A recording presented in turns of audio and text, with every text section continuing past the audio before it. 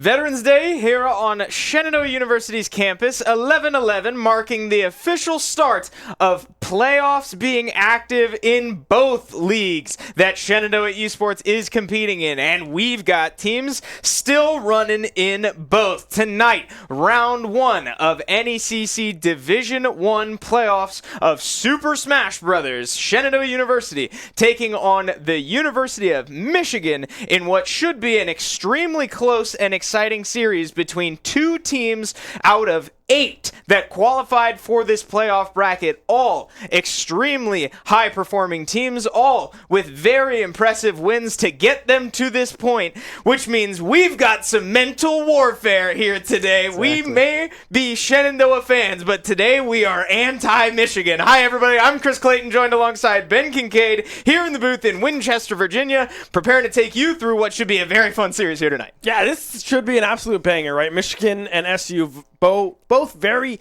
evenly matched teams here coming out of their groups. You mentioned top 2 out of 8 in the groups advanced into this playoff, and top 4, advanced into playoffs from groups. And I mean, all of the teams that have advanced are pretty darn good, if I do say so myself. So expecting a very, very good series between these two teams. Yeah, it's one thing to have, a 64-team playoff, and you've got all these crazy mismatches, round 1, round 2, whatever. You've got very elite teams mixed in with some teams that barely make the cut. This is not the case, right? These are 8 very, very well-deserving teams that have made it this far in their season through grueling groups, which we can take a look at here at how Shenandoah made their way to this point in the season, dropping only a series to Northwood and one of the 2 Fisher teams.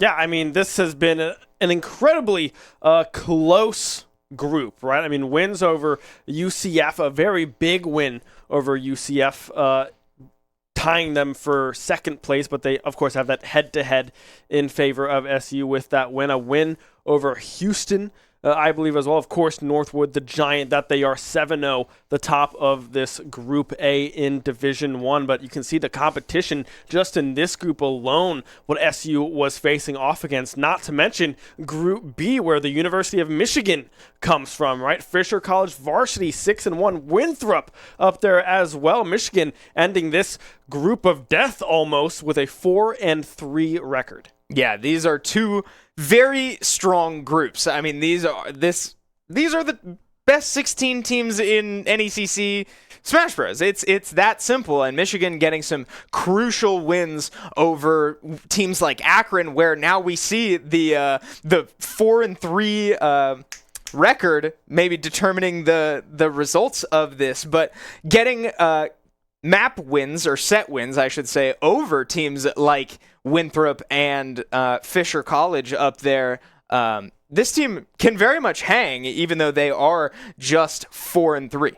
Yeah, I mean, the losses that they've had are to Winthrop, Fisher, and Akron, right? They've beat everyone else in this group thus far. Of course, Winthrop fielding practically a professional roster over there with that school. A very, very powerful team, of course, in playoffs here as well.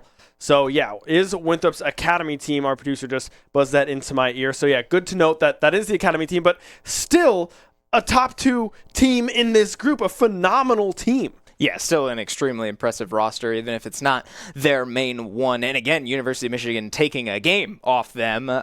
Still very, very impressive. This team is a lot better than a 4-3 record might lead you to believe. But with all that behind us now, that takes us to today. We have our bracket for Division 1 playoffs. Like we said, 4 teams qualifying from each of those groups that we just took a look at. And down at the bottom there is our matchup that we will be taking you through here tonight. Shenandoah University taking on the University of Michigan. 2 teams, like we said, very high performing, but if we take a look at the head-to-head, the stats looking a lot more one-sided than the other.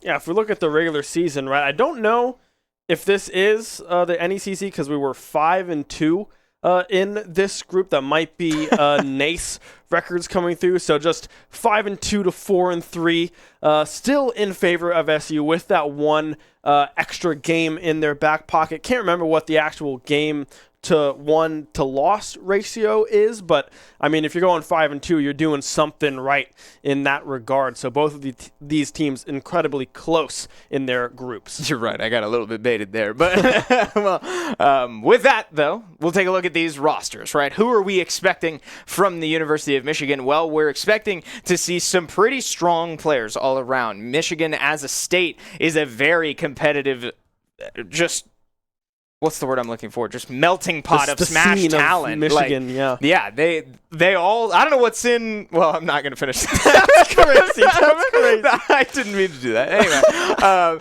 look, something's in the air over there, and Michigan produces a lot of great talent. These players, I don't believe, are ranked in Michigan, but I don't want you to be baited by that. The reason I bring that up is because the talent in Michigan is very deep, especially in collegiate, with teams like Michigan State and Northwood, obviously, both reigning from Michigan. These are maybe not players you've heard of, but I expect a lot of things from, frankly, all 4 of the players on your screen. Yeah, I mean, you can look at the players, or the characters, rather, that they play, too. I mean, Min, Kazuya in there, Byleth, and Fox, a lot of pretty solid characters when it comes to Smash Bros. Of course, some of the scarier ones are 3 of them listed here, Min, Kazuya, and Fox. Very fast, very range-oriented, and very momentum-based characters when you look on the side of Michigan. But as we take a quick peek at what SU is running here tonight, is of course the tried and true roster that we've had for the last couple of weeks. Eyes, Willie, Kip, and Igloo on their respective characters. Yeah, and again, the big storyline of this team, right? 3 very much proven anchors, 3 very solid pieces of this roster. And then the introduction of Eyes there on your right, a member of this team who has been a recent addition, a freshman here at Shenandoah University, making his appearance on our Varsity Smash Bros. Team and looking pretty good, I have to say. I've liked a lot of what I've seen from this player in just a lot of his fundamentals, a lot of his mentality approaching the game. Certainly areas to improve, but he's got a lot of time to get there, and it really excites me seeing the young talent here on this roster. Yeah, I mean, this is definitely a roster that is very defined in what they do, but also still building a lot of talent here through Eyes, through AJ as well on the Falco that we saw earlier in the semester as well. More familiar with that player as we have seen them through past semesters as well, coming in and out of this starting lineup. But yeah, it's great to see the versatility and the adaptation potential from this SU roster. Yeah, we could take a look back once again at the head-to-head between these 2 teams a bit closer than if you if you just tuned in. Hopefully you're not too confused by this, but we did have the wrong stats up earlier.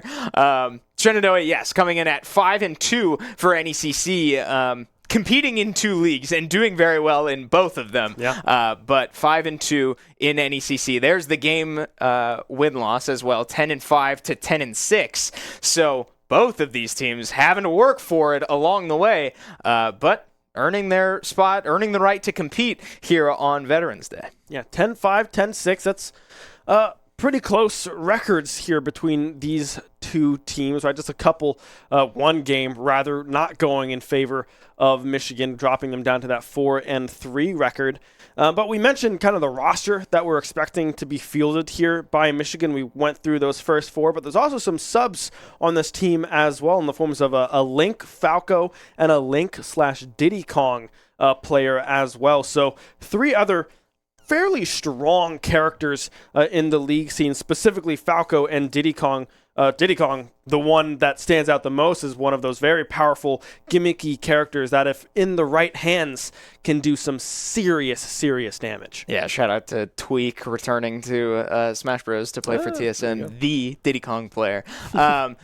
You see that man on your screen, right? A lot of the success for this team has been on the backs of that man. Willie taking 32 stocks over the course of the season, only losing 23. I mean, a lot of it boiling down to situations where this player has to go in and make up some ground, right? We know that this Shenandoah roster is very talented across the board, but what makes this team so lethal as a unit is their ability ability to make the job easy for this guy, Mm-hmm. right? It can be a lot of pressure to put Willie into these positions where he needs to go take 4, 5, 6, 7 stocks, but as long as you're not doing it too consistently, right? A lot of these teams are built around, hey, our first 3 players are going to take maybe 3 stocks, and then we have a professional in the back. That's not how SU is built, but boy, does sometimes it feel like it with this man standing in the anchor position.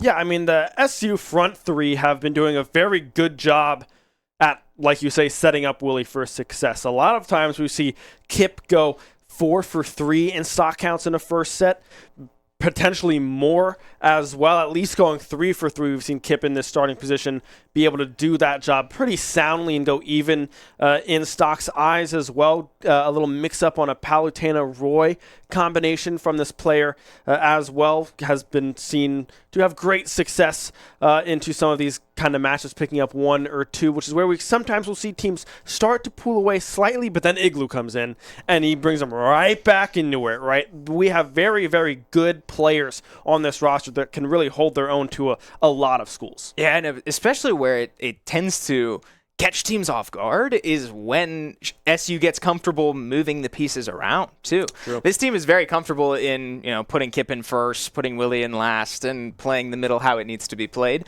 But this team has shown multiple times this season and in previous years that they're not afraid to put Kip in the back. They're not even afraid to put Igloo in the back. That has happened once or twice. I'm not expecting to see it tonight. I never expect to see that, but it's not out of the playbook for the Hornets. So this team is very deep. They have a structure that they like, but they're not afraid to veer away from it if they need to, and that's the type of thing that gets you into playoffs like these with teams like these that can absolutely hang with the best in the country. Yeah, and a lot of that mix-up is Igloo, the coach of this team, just moving puzzle pieces around beautifully, right? Amazing ability to call out what an opposing team is going to do if they're going to start someone new and match up a player into it that is just not thought of, right? I mean, we haven't seen a Willie start yet. I don't think we ever will, but that is a potential, right? If there's an avenue for Willie to go 9 stocks with their 3 or 1 still remaining, I don't think Igloo would shy away from that. Igloo would be like, all right, I think you can take 9 stocks here and set up 3 players in the back to anchor for this last player. Let's just give it a shot and let's see what happens, right? Igloo is not afraid to move around these pieces and try to call out strategic moves from an opposing team. Yeah, the amount of research and preparation that this Smash Bros. Roster does is, in my humble opinion, unparalleled in the collegiate Smash Bros. Scene. This team does so much research, so much, strategic planning for the full week leading up to their match, or 4 days leading up to their match, depending on how the schedule goes, whatever. But this team puts in the effort, and that's exactly what has got them to this point, right? This has been in the making. This team has been through a lot. They're very experienced. We said it. Willie, Igloo, and Kip all being on this team for many years now. And Igloo, unfortunately, on his way out, preparing to graduate. Yeah. But, yeah, this team has put in so much effort over the years, and it has amounted to this semester being, I would say, their best performing semester that they've ever had. And a lot of it does boil down to, the scouting, the preparation, the strategic planning well ahead of time that other teams just can't match and are never ready for. And it's largely thanks to Captain Igloo out there. Yeah, I mean, this team has been doing a great job. We do have the players hopping into the arena as well, so hopefully we'll get this series started here very, very shortly. The name of the Switch, by the way, joining on the side of Michigan is Min Squared, which is their Min player. I don't know if that's going to be the case, if that's going to be Min who is going in to face off against whatever SU starter is going to be.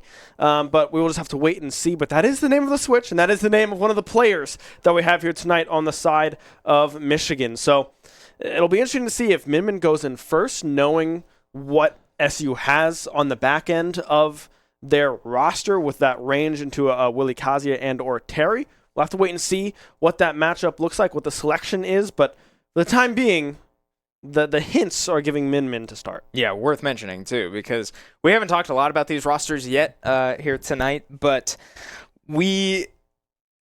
it's scary. That's kind of why we haven't mentioned it. There's a couple characters on this Michigan roster that set off some alarms in my head, and one of them absolutely is Min. I think it's a character that Shenandoah specifically has not had to play into many times. I can honestly only think of like 1 or 2 times that this team has played into a Min over the last multiple years. But as a character, and every time it has happened, it's a problem. Min, just as a character, is very strong into characters like Kazuya, characters like Yoshi, even Pac-Man, can struggle to deal with the range and the capabilities of a Min. So I'm curious to see what the game plan is for tonight. I don't love any of the SU matchups into Min, but somebody's going to have to do it. And whether it's, investing multiple players into that, hard to say. But I do think, at least on paper, in my opinion, Pac-Man probably is one of the stronger options to deal with a Min. And so if Min is starting and Kip likely also starting for Shenandoah, I think that's probably the least bad situation for Shenandoah. Yeah, I mean, you got to think that Kip, who has been starting all year long consistently and doing very, very well, would be the one to hop into this starting position yet again here against the University of Michigan. I would like to think that the hydrant plays a big role in that as well, being able to buy some space and give Kip the opportunity to farm up what is needed to even find an approach up against Min. But, I mean, the other thing about Pac-Man is that the recovery can sometimes be a little bit telegraphed alongside some of these other players, and Min's ledge guard is pretty darn strong. So it's going to be an interesting matchup, an interesting mix-up to see who comes in tonight to start for SU, but we'll just have to wait and see. Would like to shout out, we have some other anti-Michigan people in the chat. My father. I will shout out is watching from home. So, hey, we got you. It's killing me to say the name of this team every sentence, but University of blank. Yeah, well, the University of the team up north. But anyway, all that aside, yes, it's gonna be an exciting series. This is a team. These are two very similar teams in that.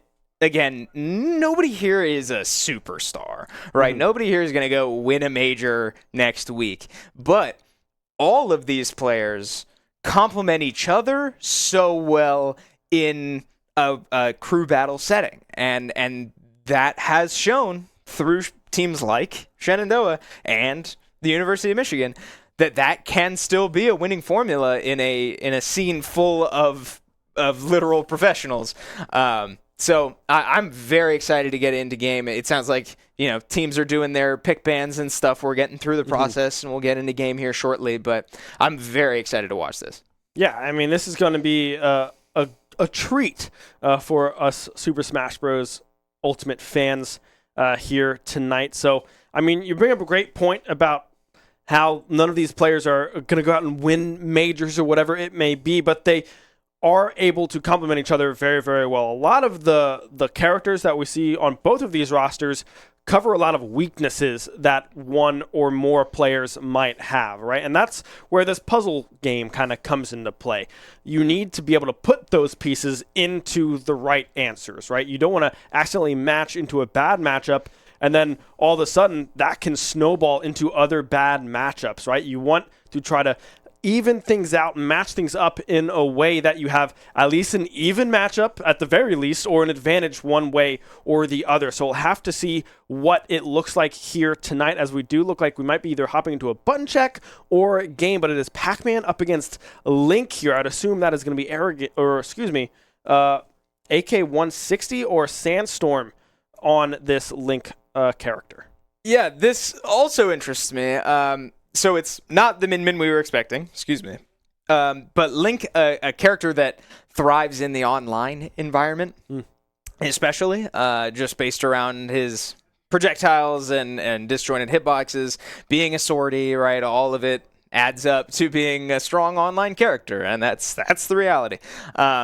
So, Link, not generally a character considered to be one of the best in Super Smash Bros., but again, online is a different story. So, we'll see if it's enough. I'm excited to see this player play. I'm excited to see how the talent matches up against Kip's Pac-Man, but matchup-wise, I can't say I'm too put off if I'm in Kip's shoes, right? You have, again, it's the same as always. You've got the hydrant. You can create space.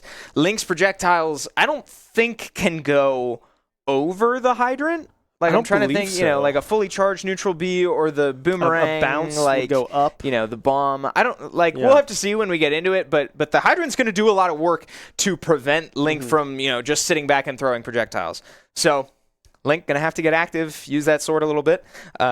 And we know that Pac-Man's not afraid to brawl with you as well in melee range. Yeah, I mean, Kip is no stranger to playing aggressive Smash Bros. On this character, right? We can already see some of, two down Bs now, two specials with the bomb from Link, just trying to buy some space of their own. So can throw the bomb over, but the boomerang unable to get anything going. Is already 81% to 0 in favor of Kip thus far. Already looking pretty strong, catching that bomb as well, able to use that one. Oh, the bell just missing there as well. But you can kind of see a little bit of the game plan of both of these characters, right? Some spacing with the hydrant and whatever item you pull up, and then the projectile game coming through from Link. Yeah, I have to say, I'm loving the speed from both of these players. We're not going to sit back and just camp each other out, right?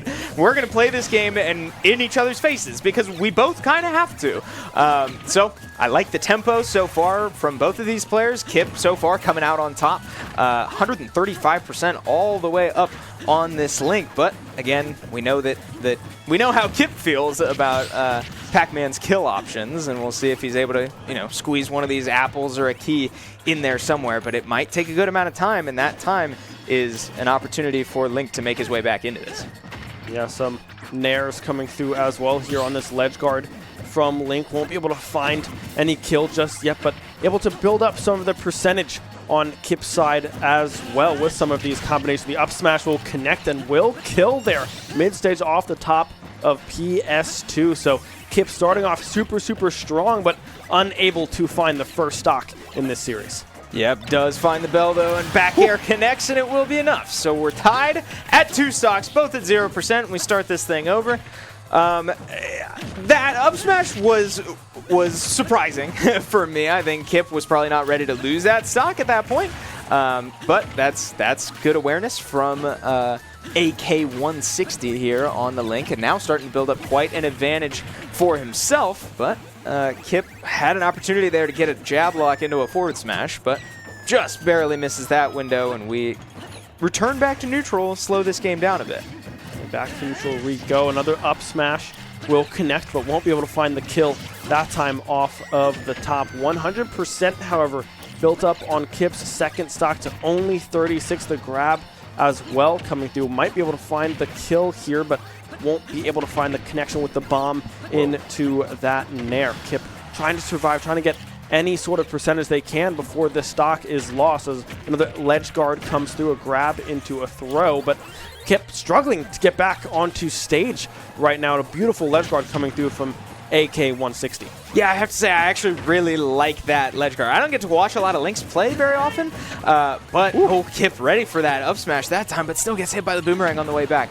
I like the ledge guards, though. With the bomb, we saw it the first time. You want to feel comfortable just using your get-up attack to push the bomb away, but you know that Link is ready for it, and he gets off a free grab. So here we go again, right? What do you do? Because if Link can react in time, he can explode the bomb whenever you get up, or if he catches you jumping. That's a pretty impressive strategy.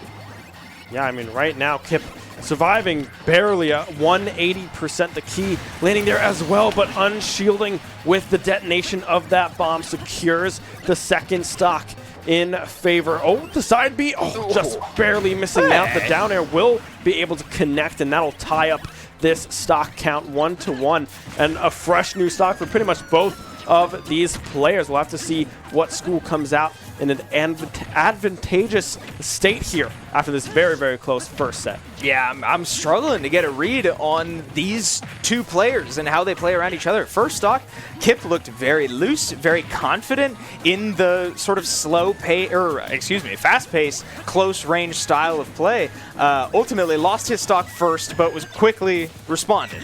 Then stock 2 went very much AK-160's way. Kip loses his stock first, quickly responds. So it's been a weird trend so far this game, and I feel like the play styles have changed multiple times between these two players as they start to learn more about each other, right? We saw Kip shielding the up smash at center stage that he died to on the first stock and got hit by on the second stock. So little things that these players are starting to catch on to, but very close now as both of these players only have one more stock to work with. Yeah, the pace of game slowing down just a little bit here as well. Both of these players trying to be the one to escape with one stock remaining. Right now looking very much so in Kip's direction, but we saw this in that first stock, and AK-160 was able to come back and take that stock before Kip was able to close it out for themselves. Going for that down tilt there as well, cannot quite find the connection. Could have potentially been a stock-ending ledge guard off of that one. Both of these players whiffing in the air there as well. Dangerous percentages for both. Yeah, I think you can start to see the nerves coming out for both of these players as Bell is put right where it needs to be, but Kip walks up a little too aggressively and gets hit by the get-up attack that would have confirmed a kill, and now Link gets the up air, goes up to take the stock. The nerves getting to both of these players, but AK-160 the one to come out on top to start this one. Yeah, the up air, very powerful move from all three Link characters in this game. Very powerful in the launch dynamic of that move. So in the end, Kip falls with one stock remaining on the side of AK-160 on this Link.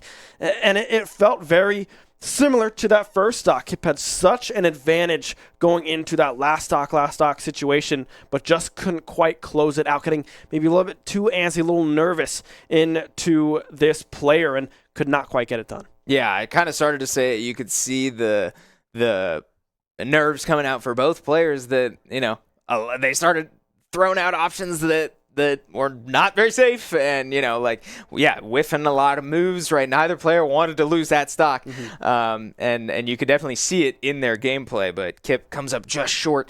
So we'll have to remember that the longer this set goes on, because with two teams this evenly matched, those little one-hit situations, right, that could go either way, that's the type of thing that can really kill teams in the long run.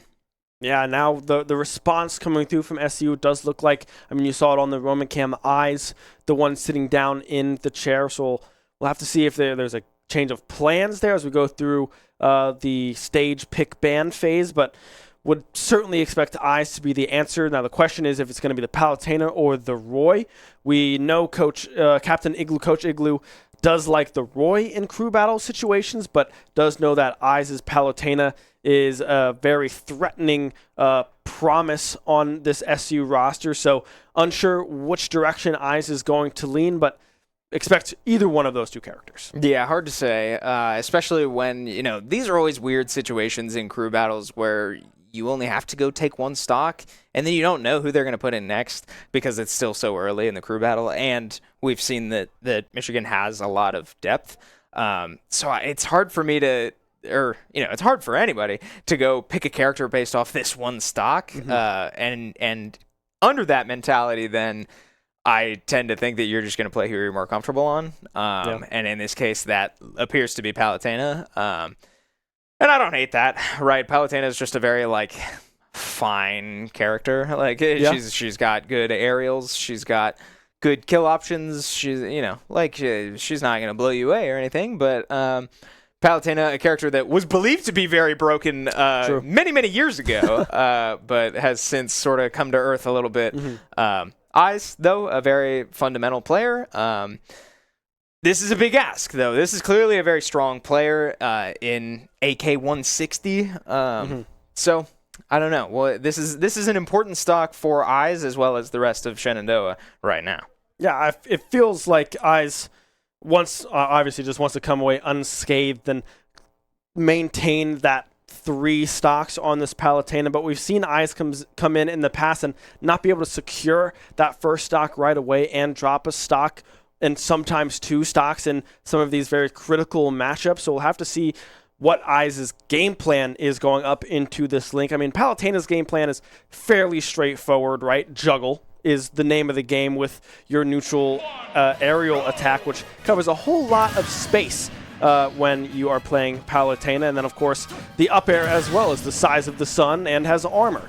So a little hard to get past that one at times as we hop into this game already. AK-160 not seeming to change that game plan up whatsoever. I was trying to play with a little bit more range, but unable to get through the projectiles right now of AK-160. Yeah, that's part of the problem for Palutena is that you do have to get in pretty close for your game plan to work, and now getting caught on the air dodge read, excuse me. And Link getting a full combo off and charges the up smash. Still won't be enough. Good blast zone there in favor of Eyes, but percentage really starting to get away from him now, up to 122% already, and does just get hit by the Nair at the ledge. No bomb needed for that one. Eyes loses his first. Yeah, Eyes losing their first already off of that Segs kick ledge guard coming through from the Link. Only 28% built up on this stock as well. We can see the neutral B coming through as well now. A counter being thrown around as well. Eyes doing anything they possibly can to get some damage built onto AK-160. Now a little bit of a chase coming through with that forward air, but won't be able to do anything else with that other than just get maybe 30 more damage onto this Link.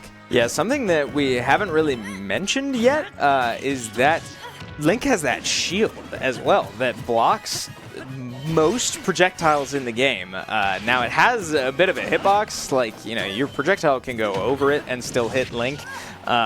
So it's a little strange. It's a niche part of the game as, man, Link has the angles down now and Eyes in an uncomfortable situation, but a good recovery there to use the up B early. First nair of the game lands for Eyes. That's a bit of a tell of the situation here as that forward air just barely able to take that stock, and now Eyes down 2, still struggling. Not exactly in a great place to take this last stock either. Yeah, 93% and another clean recovery coming through from this Link player. Trying to approach another Nair, able to connect a dash attack, trying to come through from Eyes, but can't find that one either. Now the projectiles coming through yet again. A jab from Eyes will connect, but still unable to seal the deal. The jab going the wrong direction as well. This could be pretty dangerous territory right now as the ledge guard is going to come through but won't be able to find it just yet. Yeah, Link not able to get the timing on that one, and a full Nair lands. But again, this was something we saw last week. Eyes can kind of struggle to close these stocks out. What is the kill move going to be? Is it going to be a dash attack? Is it going to be the back air? Well, sure enough, I manifested it. It was the back air to seal the deal at the ledge. Eyes drops 2, but does get AK-160 off the board. AK-160 finally out of the way, but now it's at 9-7 stock count in favor of the University of Michigan, and still some heavy hitters on the side of Michigan still to play. I mean, we still have a Kazuya on the board, a Min, a Byleth, Fox, a Falco, and now, or I would assume it would be Sandstorm on the Diddy Kong as they also play Link, and of course you cannot duplicate characters in crew battles, so still a lot of firepower on the side of Michigan. I'd be interested to see who goes in now to clean up this final stock on this Palutena. Yeah, hard to say, but whoever it is, I think it's kind of bad news already for Shenandoah, especially given that I am fully expecting to see that Kazuya and the Min. In my opinion, those are kind of the 2 locks for this squad, and both of those are somewhat bad news. Kazuya into Kazuya, who knows, right? Armageddon. But Min especially, right? This is a simple math problem. If you're going to be investing stocks into one of the opponents, it's going to likely have to be Min. So Link taking 5 stocks to get off the board is bad news in the long run, knowing that Min is still back there somewhere. Yeah, definitely something that we're used to Kip being able to do right in that front end starting position. Very close to surviving with that last stock, but in the end of the day, Kip went down and Eyes drops 2 here, now up against this Link player. So SU definitely feels like they're in a dire situation for Eyes to come up with a performance to find 2 stocks here feasibly to try to keep them in this game, going down 9-6 and going down to Igloo and Willie with the last 2 players remaining on this SU roster just does not feel like a place that you want to be in against a very stacked and large roster on the side of the University of Michigan. Right, that's the difference. Willie's no stranger to going in and taking 7 stocks, but this is not one of those teams where that's just going to fly or that we could ever expect it. I can never rule it out because he never fails to surprise me in those moments, but this is not a team that I see that working against, especially more than once. So we'll get there when we get there, right? Still plenty of Smash left to be played in this first set, but we do have our reveal for our second character here on the side of Michigan, and it will be the Byleth. Now, this is a player that I saw, or that I got to talk to Captain Igloo about a little bit before the series, and this is someone that we didn't have a ton of info on. So I'm excited to see how this player plays, and there's a lot I'm going to be looking out for because we don't get to see Byleths very often either. Taunts coming through. I believe we're about to start. Yes. We're underway. There we go. A quick button check for Chris64 here on the Byleth, trying to secure this last stock without taking too much damage on the 3 stocks that they have going here. Already we can see some of these combos to grab the up airs. That will be 75% already built up onto Eyes' Palutena. Oh, very close to just sealing the deal there with that up air, but won't be able to find that connection. The bow charge as well, almost coming through, but won't opt to shoot that arrow towards Eyes just yet. A grab into a Nair string of their own coming through from Eyes, but won't be able to do a whole lot off it. Will drop that jab as well, and that air dodge able to escape that killing move. Man, yeah, this is pretty impressive stuff from Chris64 here. Another down tilt into up air goes wide. Again, just jumping at the shield, waiting for Eyes to make a decision, and Eyes not quite falling under the pressure just yet. Bows still being feinted out. No threat just yet. Oh, but a great play there to ledge trump with the up B. That's a new one for me. Again, I don't get to watch a lot of Byleth, but that's very impressive sign of a strong Byleth player to have the awareness for that one. Yeah, very knowledgeable of the launch angles, of course, and the potential of hitting that move as well off of that quick ledge hop, ledge trap kill from Chris64. But now you're 9 stocks to 6. Igloo and Willie, the last 2 standing on the side of SU, and still 3 players, 9 stocks in the favor of the University of Michigan. So, I mean, you'd expect it to be Igloo. We know that there's a Samus in the back there waiting as well alongside the Yoshi. Maybe there's a switch up to try to get some sort of advantage going, but if you look at the rest of the characters that we have on the side of University of Michigan, there's a Falco and there's a Fox in the wings as well. So either one of those characters can come in and really, really put a damper on a Samus's night. Right, that to me is enough to warrant not picking Samus. Yeah.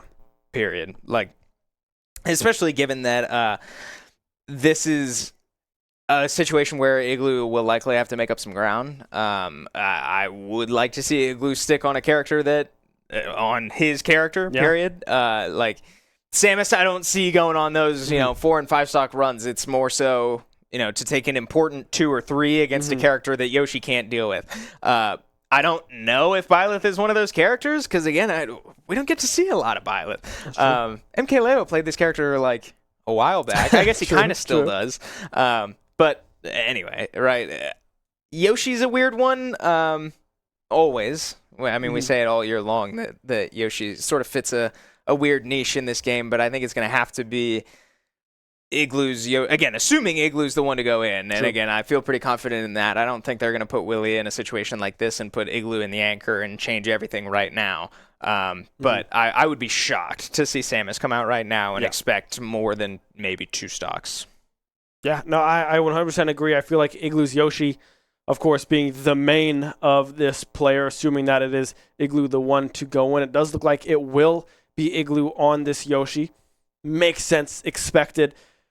Would hope that it goes this way over the Samus as well. So we'll have to see what Igloo can do. We've seen them go on very commanding 5-stock to 3-stock tears on this character, on Yoshi. We'll have to see if they can do it here again to set up a 4-3 scenario here for Willie on Kazuya or Terry, or even a 5-3. We've seen Willie be able to take 2 stocks cleanly and then go into an even 3-3 and win it out. Yeah, again, it's a simple math problem if you want to break it down to that level.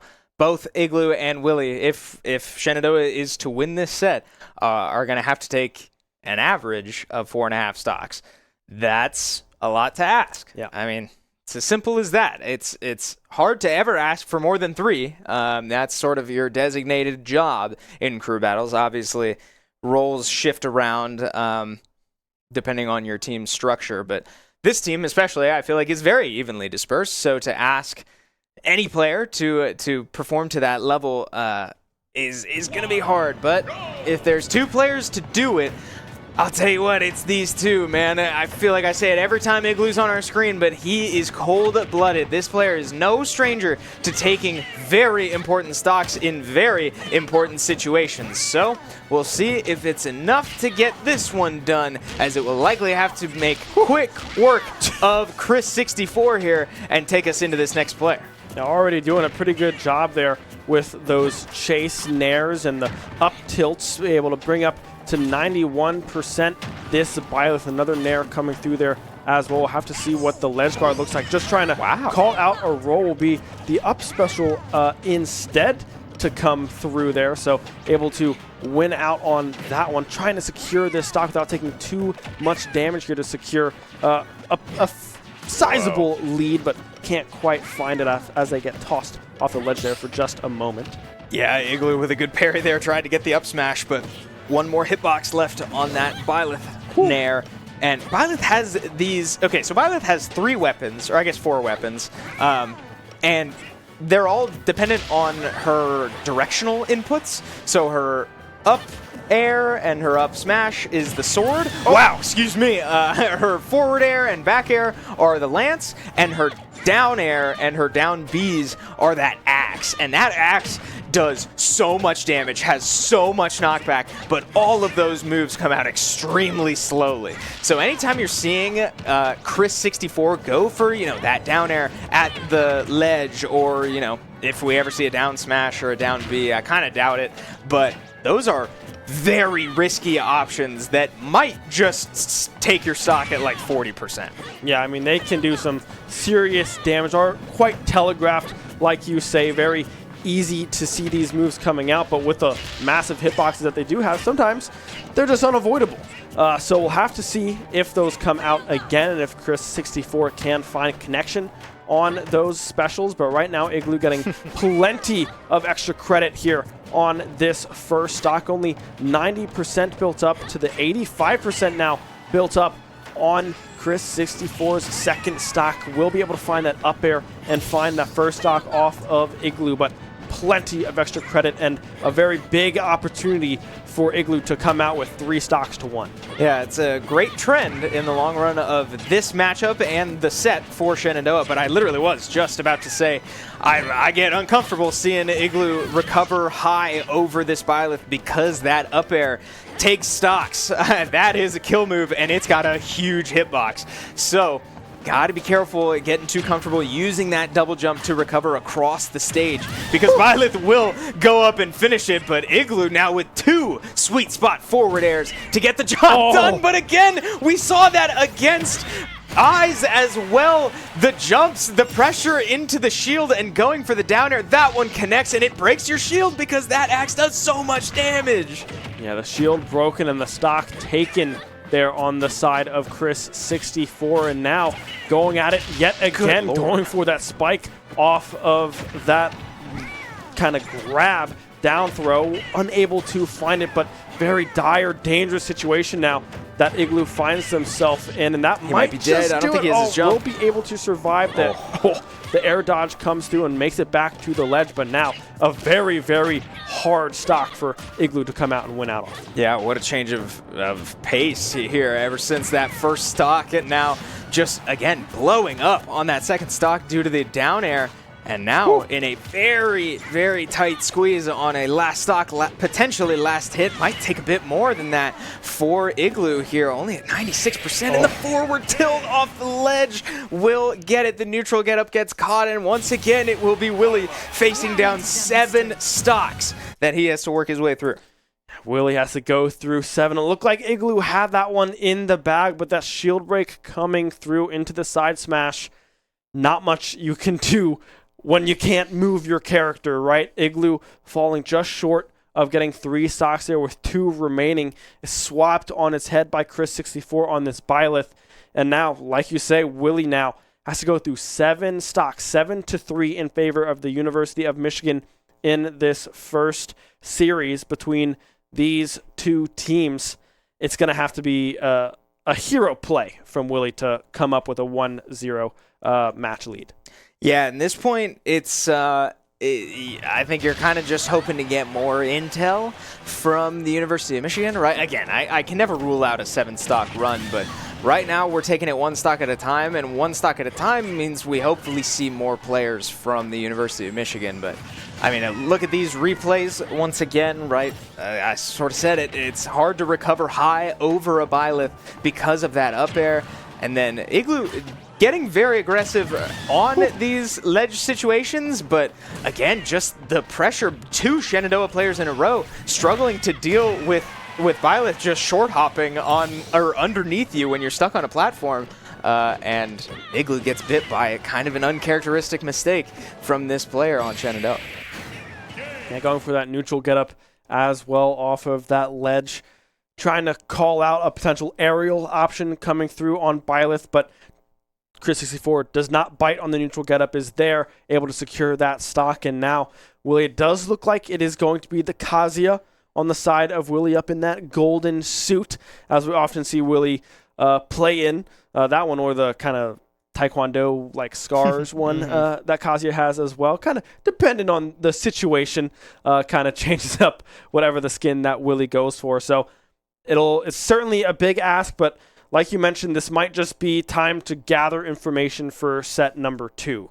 You've only seen 2 characters, or 2 players rather, thus far, and if you can see a third and possibly a fourth, that would be a huge boost to future planning for the second set of this series. And especially because, again, I'm expecting those 2 players to be Min and Kazuya.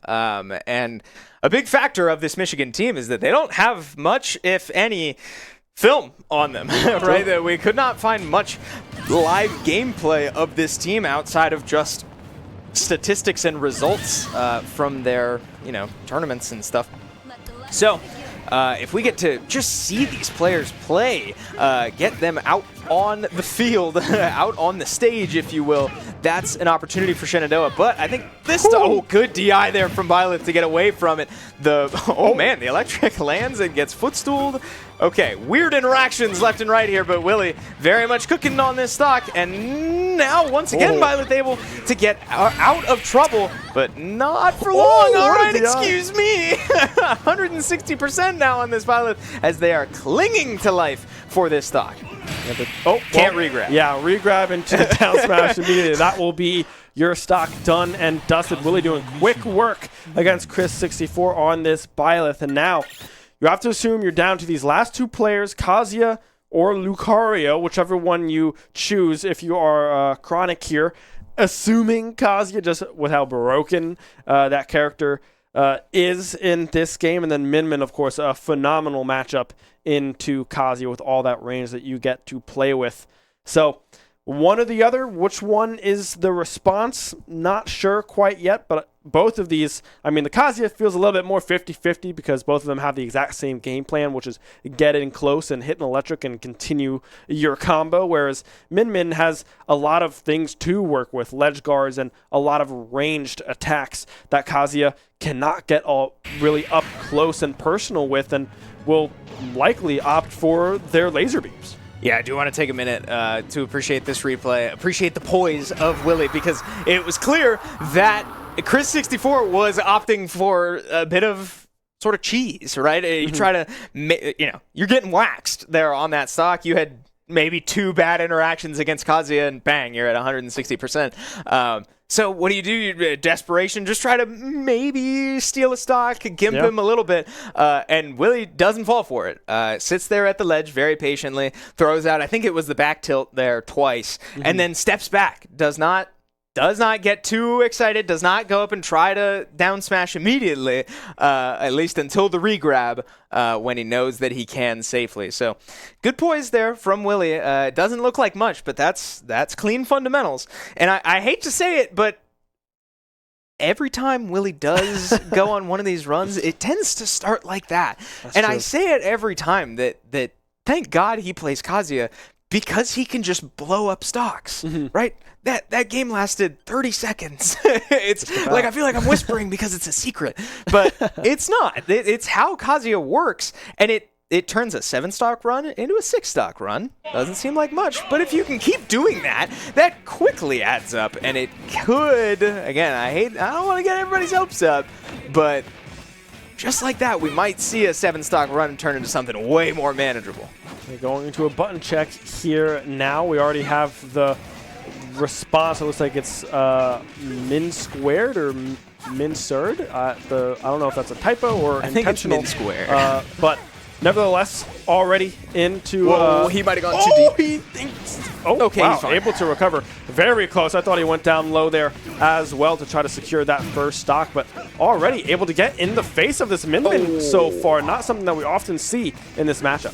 Yeah, I've just missed the electric timing there. I might have had a kill confirm, but shake that off, right? It's part of the character. You're not going to hit everyone. It's just try to hit as many as you can. So Kazuya making his way back to stage now, trying to deal with the range, the patience, if you will, of a Min Min. But again, I mean, this is... Oh, wow! The reflector on the laser. All right. Probably won't see Willie go for that one much more, but still living here at 150% and does have the... Oh, the Rage Drive no longer online, excuse me. But, does connect the down air. It won't be enough yet, and there's the laser. You can't reflect it when you're in the air, too, but Willie goes off and can't finish that stock either. Yeah, trying to find that ledge guard going off stage, but cannot quite find it, and now the recovery very scary here. That'll be 1 stock down on Willie. 134 built up onto this Min Min here as well. The parry coming through, but won't be able to get the kill off of that one. Trying to roll in, trying to find anything to get momentum back in their favor, but this Min Min range is just unmatched. Willie struggling to get in close with the speed that this character has. Yeah, I mean, what does a character do when they need to be in your face into a character that can keep you at bay so effortlessly? Willie struggling to find his mark so far. Does finally get his way onto the board. Rage Drive online once again. Might see that just come out to get some damage. But again, and even to do that, you have to find your way in. And Willie struggling to do so. Won't quite be enough. Min Min with a very strong recovery. But again, I like the vision from Willie. Not afraid to just try to rip these stocks away. And just try to catch Min squared sleep. Yeah, just trying to secure that stock as fast as humanly possible. But now 159 built up, able to recover back to stage here as well. 62% built. The Rage Drive now gone, and that will be a kill in favor of Min squared. Now SU down to their final stock. Still 2 remaining here for this Min Min. We'll have to see if Willie can see their next player. This might be able to convert into a kill. Just barely living is Min squared on the Min Min, of course, but that will do it with a couple jabs, a couple haymakers from the Kazuya able to connect through and find that second stock. Yeah, I do want to say it's very important. Oh, that's huge! Yep, it's enough. Whoa. Okay, man, again, hard callouts and unreasonable aggression is going to be what it takes for Willie to stay in this. And sure enough, he finds his mark that time. I was going to say that it was very important that Willie was able to hold on to that second stock for as long as he did. Because again, while Kazuya struggles to get in, it only takes 2, maybe 3 interactions for your stock to go away. So as he was stalling time, it's giving him more opportunities, more time to find those interactions. And just like that, he evens the stock count at 1. And then again, a crazy call out. We'll see it in these replays. But again, just holding on to this stock as long as possible was huge for Willie. I mean, Willie doing a great job at surviving on that last stock as well. It got very, very close in favor of Min Squared. I mean, I believe that's a down smash coming through there as well for Min able to secure that one. I thought this was a little scary with that ledge guard, but obviously a low enough percent that it's not that big of a deal if you do take a few hits there. And this is that kill, 38% with the forward smash on the ledge. Will find that one. I mean, Kazuya able to do the work. Sweet spot, forward smash. I mean, it's Min not the heaviest character in the game. Min did live a couple hits in there that I really don't think she should have, but Min's not super heavy or anything. And again, when you're sort of caught sleeping, you're so used to getting hit by these combos, and you're like, okay, I can put my controller down for the next 30 seconds while he just beats the snot out of me. Nope, he's going to take advantage of that, and you get hit by a sweet spot forward smash at the ledge at about 20-30% or whatever. Yeah, your stock might just explode. That's Kazuya. I can't say it enough. It's been said all year and ever since Willie got here. Cannot afford to make those mistakes, and now we will see the final player from the University of Michigan. You have to assume that this is going to be Chronic on the Kazuya, a Kazuya Ditto to come through. Of course, not even stock. Willie down to their final stock here for SU in this first match. So we'll have to see if Willie can come up with a miraculous 3 stock here, or if it will swing in favor of Michigan. But now we know what Willie is capable of into these final 2 players, right? It's up to those top 3 now to kind of figure out what went wrong on their matchups to really set up Willie for success, because we can see that Willie is capable of beating out this Min, and we'll see how this Kazuya matchup goes as well. If you have a couple more stocks to play with, if it goes back in Willie's favor as well, we'll just have to wait and see, but already Willie performing very, very well. Yeah, and again, even if it's not the other players for Shenandoah getting playtime right now into the other players for Michigan, it's intel. That's very important. Sure. We're getting to watch these Michigan players play the game, and that's enough for the rest of Shenandoah sitting behind Willie to pick up on little habits that might give them an advantage next time they're in the game. So this is a very important run for Willie, as now we do get our final player in for the University of Michigan, and it's a surprise for me as we don't quite yet know which player this is. Yeah. This is one we knew about, on a character we didn't know about, but we certainly did not have inkling on any of our lists. Yeah, all right. Name is Michigan. Nobody knows. Yeah, we have no clue, but nevertheless, Inkling is the one to come through on the side of Michigan. A light character, so Kazuya very capable of finding kills quite quickly if they are able to come up close. But already, I mean, the Inkling playing extremely well, already building up 51% onto Willie's Kazuya thus far, playing with incredible speed and not allowing Willie to come up close and personal to find these electrics. Yeah, Inkling's such a weird character in this game with the mechanic based around their ink. The more ink you have on you, the more damage and knockback you will take. So you'll see a lot of the neutral B coming out from Inkling, just the, shooting the gun as that stock goes away. But Willie taking a good almost 90% so far, this Inkling. Got some movement, looks pretty good, but man, how about this Michigan roster really pulling out the weird picks here today?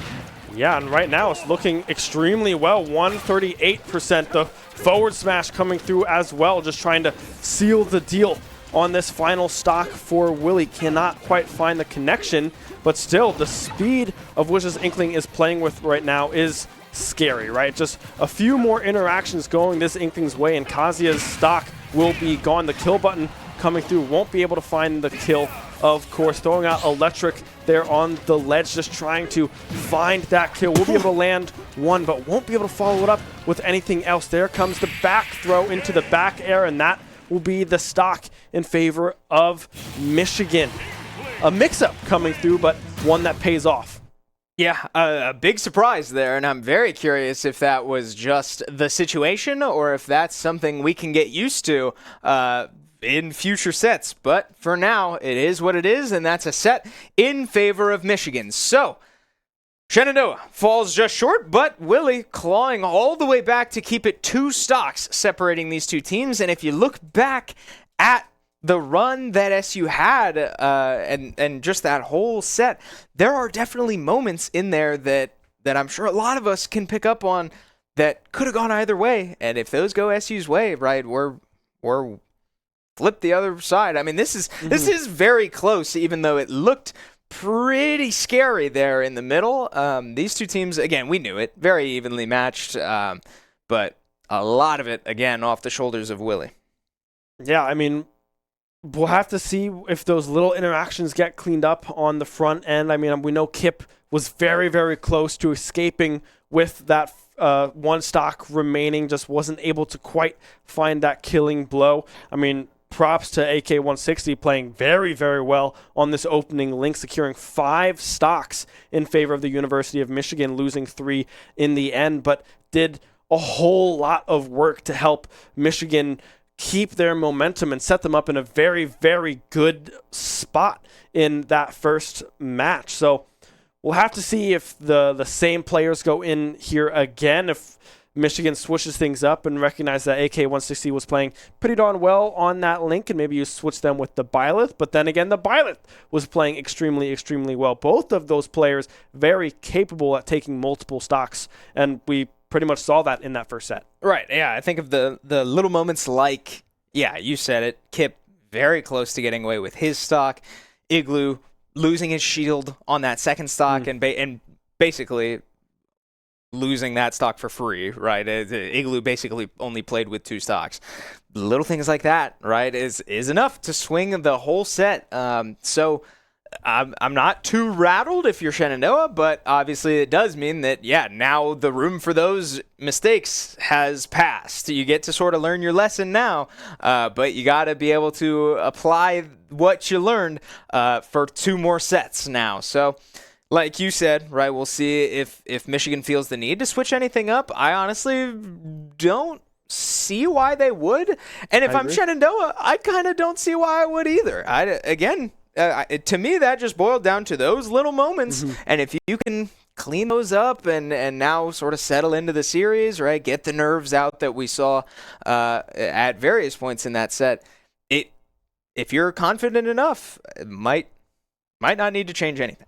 Yeah, I mean, I definitely agree with that. I feel like both of these teams performed very well. There was just little outplays here and there that swung in the favor of Michigan or over here to SU. So I don't think there's a whole lot that needs to change on either of these sides other than just some small interactions that we went through. But we will be taking a quick break as we, I'm assuming a timeout came from one of these teams here. So we're going to go through some of these replays. Don't go anywhere. We will be right back with match number 2 between SU and the University of Michigan.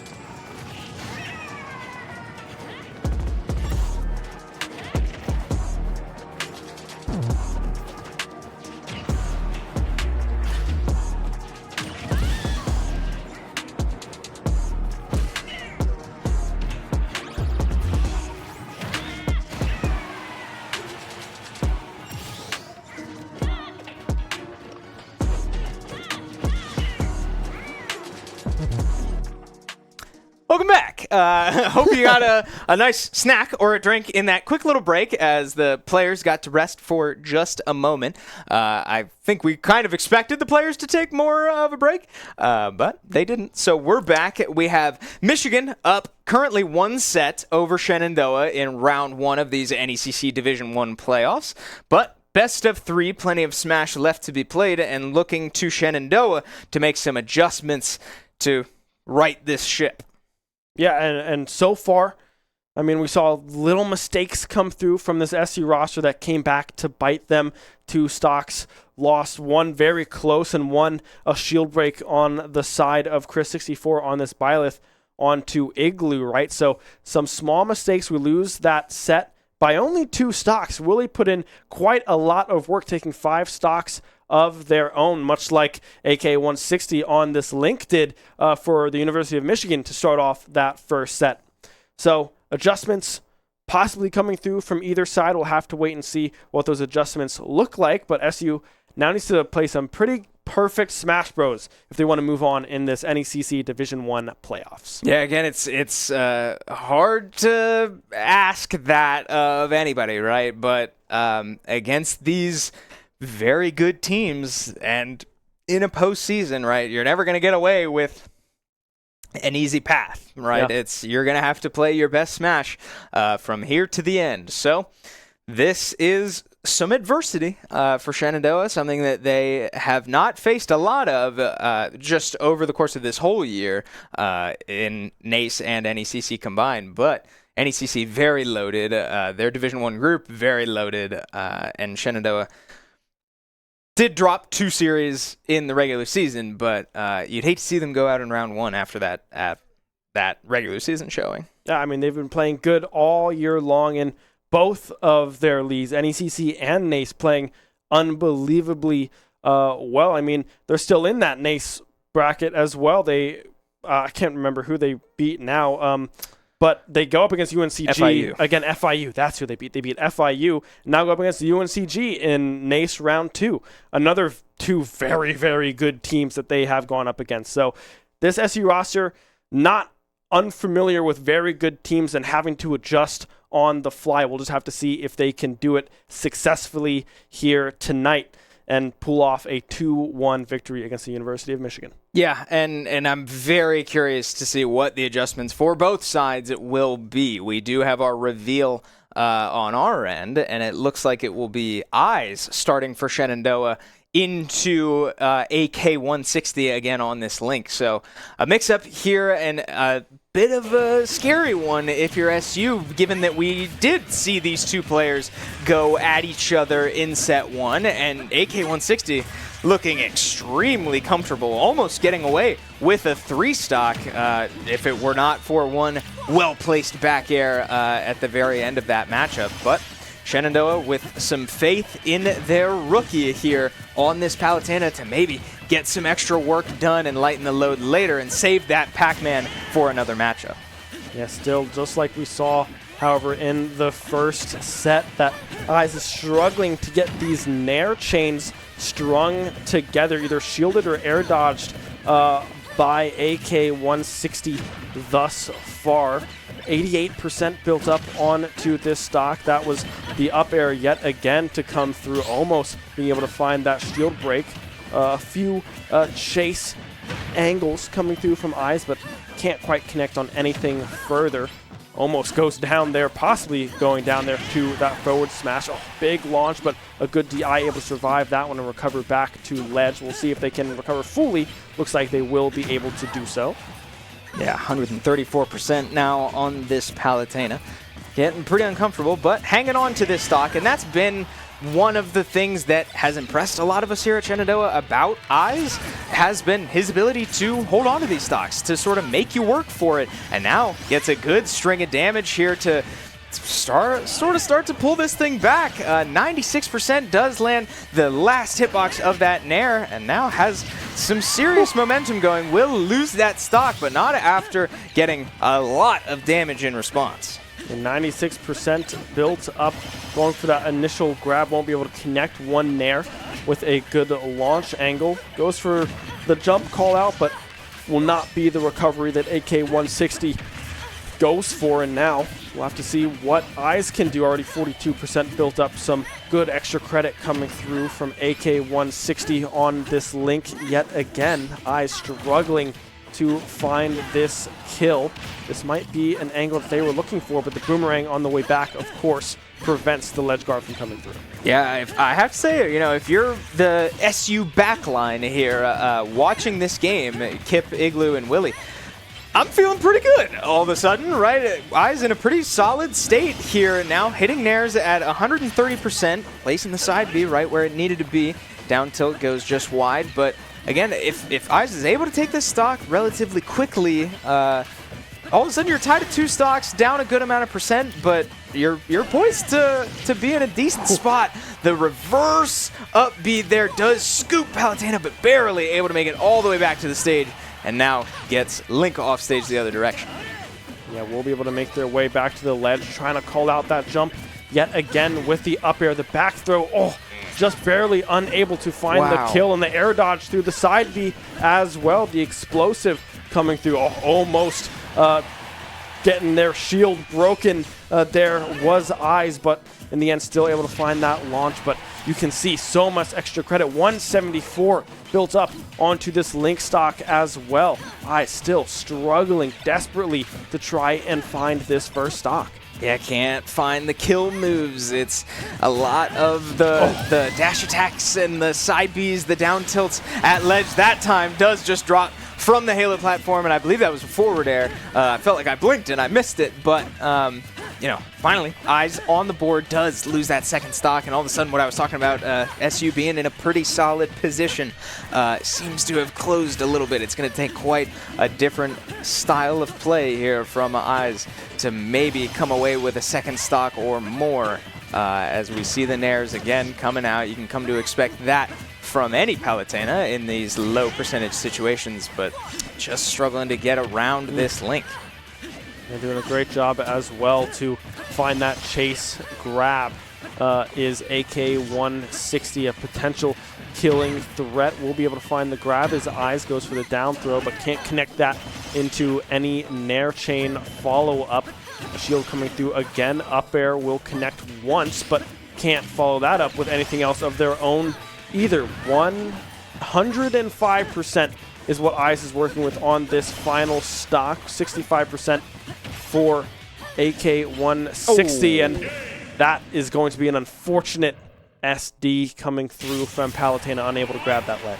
Yeah, a bit of a misinput there from Eyes, and does come up short that time once again. So will still be a bit of a hole to climb out of for Shenandoah, as we see on our screens what will likely be Kip once again going into kick things off here, hopefully on better terms now, but only has 2 stocks to get through on this Link, and maybe that is enough to get SU on the board, right? If you're sort of picturing all of these puzzle pieces moving around between sets, SU maybe only expecting Eyes to take 1, maybe 2 stocks, and then put Kip in what would theoretically be a character matchup, a different character matchup into Michigan's second player. We'll see, right? Maybe this is somewhat the plan, but Eyes, what felt like a pretty advantageous position, comes up short, and now Kip once again has to go into this matchup that he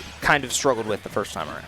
Yeah, and in those first stocks, or the first stock rather, and the last stock that Kip had into this Link player, AK-160, they had a pretty substantial lead, right? But they just weren't able to close out the stock at the end of the day, right? So we can see what Kip is capable of. They just have to find the killing move. They had plenty of opportunity, but the nerves maybe getting to both of those players. We saw things getting thrown out left and right, whiffing on both ends. So some more calculated gameplay from Kip might be the difference between walking away with 2 stocks remaining or 1 stock remaining. Yeah, and I certainly hope that the mental of the last set hasn't gotten to Kip, right? Mm-hmm. It's something that you kind of just have to shake off. I was telling our producer during that very short break, we are so spoiled by watching Kip always win the opening matchup. Yeah. And the first time it doesn't happen, it can be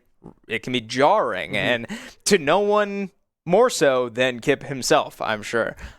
So I certainly hope we're able to sort of get over that hump and just focus in on these two stocks for Kip to get through. And I have no doubt that he can do it, right? We saw, again, plenty of flashes of greatness from both of these players the first time they matched up. But this time around, one stock fully separating these two players, and that might just be enough to propel Shenandoah into an advantage next time around. Yeah, and it'll be interesting to see if Kip does get through these two stocks and survives with 2 or 1 stock remaining on their end, what they look like into the rest of the team. We weren't able to see that. We only saw Kip into that link. So maybe the Byleth, Chris64, has a little bit of struggle with this Pac-Man. Can't get through the hydrant or whatever it may be. All the projectiles that Kip is able to work with this Pac-Man character can cause some serious problems if you're not used to playing into it. Maybe this is where we see a switch up of Falco or Fox to come in instead. Maybe you drop the Byleth a little bit lower, or this Inkling player maybe doesn't make an appearance instead that we saw at the end of set number 1. As we hop into this one, some no button checks needed on either side as the farming up of whatever Kip might want, always usually the Galaga at these very low percentages, tries to get their game going, only able to rack up just about 8%. Yeah, and again, we saw at the start of the first matchup between these players, it was extremely fast-paced, and I loved that at the time, especially because it was going Kip's way. But I would love to see more of that from Kip if he's able to, right? It's always hard to approach a Link that's throwing out these boomerangs and has combos like this. But we also all know that up B is not very good. So it's not able to take that stock, and that time not even able to connect from the ground. So Kip still just looking to keep the percentage game even. Again, going even with this Link is not bad news for Kip, given that Eyes was able to take a stock. But wow, that forward smash does take Kip's first, and all of a sudden that advantage has shrunken quite significantly. Yeah, now Kip needs to hope to find 2 stocks cleanly here. 77% built up, trying to avoid any extra credit that AK-160 can find on this Link. A parry coming through, some roll dodge, the forward air connecting into the up air as well, searching for another one, but can't quite find it. Bomb again in hand, will be detonated, but won't be able to connect on to Kip. 87% built up. Keys getting thrown out now as well, just trying to find a launch angle, to find a ledge guard, it seems, here for Kip, but struggling to get anything going in their direction. I feel like AK-160 has been playing super, super well into these early matchups. Yeah, now percentage really starting to build up once again for Kip. 90% on his second stock does finally land that bell and confirm it into a forward smash. So Kip back on the board, but again, plenty of extra credit for this Link. And now Kip, only one more stock to get through. This is where you're starting to look at sort of gimmicky aggression, but once again does get caught jumping into that up smash at center stage, and that's been a bit of an Achilles for Kip so far through these 2 sets. Gets bit by it one more time. Yeah, the Nair coming through on that ledge guard again with that fast fall, but can't find the connection that they were looking for yet again. Galaga in hand for Kip, trying to string together any bit of damage that they can. Again, up air connecting for AK-160. Now this could be an opportunity for Kip to find the kill, but instead the recovery able to come through from AK-160 and find their way back to the stage safely. Kip just trying to put away that stock and catch a jump and find an outplay, but just couldn't quite find it. Yeah, the good news for Kip, as he barely avoids that forward air, is that if he's able to take this stock, you can kind of forget about how this matchup went. Kip very close to losing this more than once, but again, it could all go away if this stock goes away first. So AK-160 looking to not let that happen. The up smash goes wide, and now AK-160 the one to set up the hydrant. Bell comes out and is shielded. It does not roll into the forward smash. Kip does get hit by the forward air and loses his stock. Very bad news for Shenandoah now, as the mix-up did not work, and AK-160 is through 6 stocks. AK-160 again putting on a performance here for the University of Michigan. Kip and eyes out of the way, 10 stocks to 6 in favor of the University of Michigan. Now Igloo and Willie, the last 2 remaining yet again, and you have to feel for Kip, right? I mean, you had another advantageous position, but you just could not get the job done at the end of the day. When we look through some of these replays, right? I mean, props to AK-160, able to find that forward smash, find that early kill, and find so much extra credit on top of it as well. I think almost, well, doesn't find the stock, but 89% built up on that second stock before you lose your first one. It is detrimental to Kip's game plan moving into his final stock. Yeah, getting caught by the up smash again, and yeah, just the little things going AK-160's way. So now Shenandoah in quite a hole to claw out of, and one that, while they were not able to do it last set, appears to be widening this time around. It will be Igloo going in on the Yoshi this time to try and, again, just close the gap and make this workable for who we assume to be Willie coming in, right? I love Igloo with all my heart. He's not taking 10 stocks right here. and if I caster curse that, sure, have at it. Fine by me. Put it everywhere. But yeah, it's lightening the load for Willie's Kazuya to hopefully go in and match some of the success that we saw just last set from that player.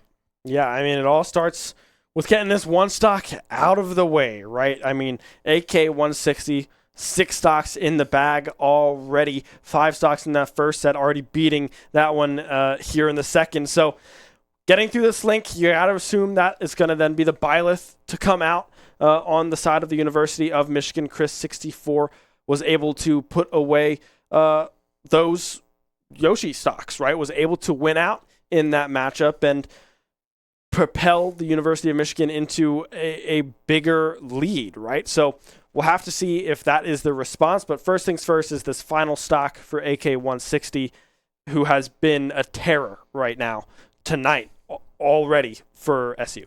Yeah, and again, it's these online links, right? It's a character that very much thrives in this type of setting with all the projectiles and all the, tech situations, all the reads where you need to make a decision, but your inputs are delayed and more reactable by the opponent just by nature of being on an online connection. So AK-160 taking full advantage of it. SU struggling to work around it, and now it forces Igloo into a situation down 4 stocks to try and just make this workable for him and Willie combined. We'll have to see what Igloo can do, but already 44% built up on this first stock. I mean, of course, we have AK-160 living with borrowed lives, it seems like, right now. So much extra credit done by this character, so we'll have to see if they can get anything else. Right now, looking pretty darn good into this Yoshi matchup on this Kalos map. So we'll have to see if AK-160 can come away with the stock. Right now, it's looking likely. Yeah, very likely, as Igloo now up to 112 would have to play pretty much perfectly, but has not been able to do so through this matchup so far. It's getting hit by quite a few of these projectiles, and the up B's out of shield this time does get a grab out of his own shield and connects it with a nair, gets the neutral B as well, so starting to rack up the damage.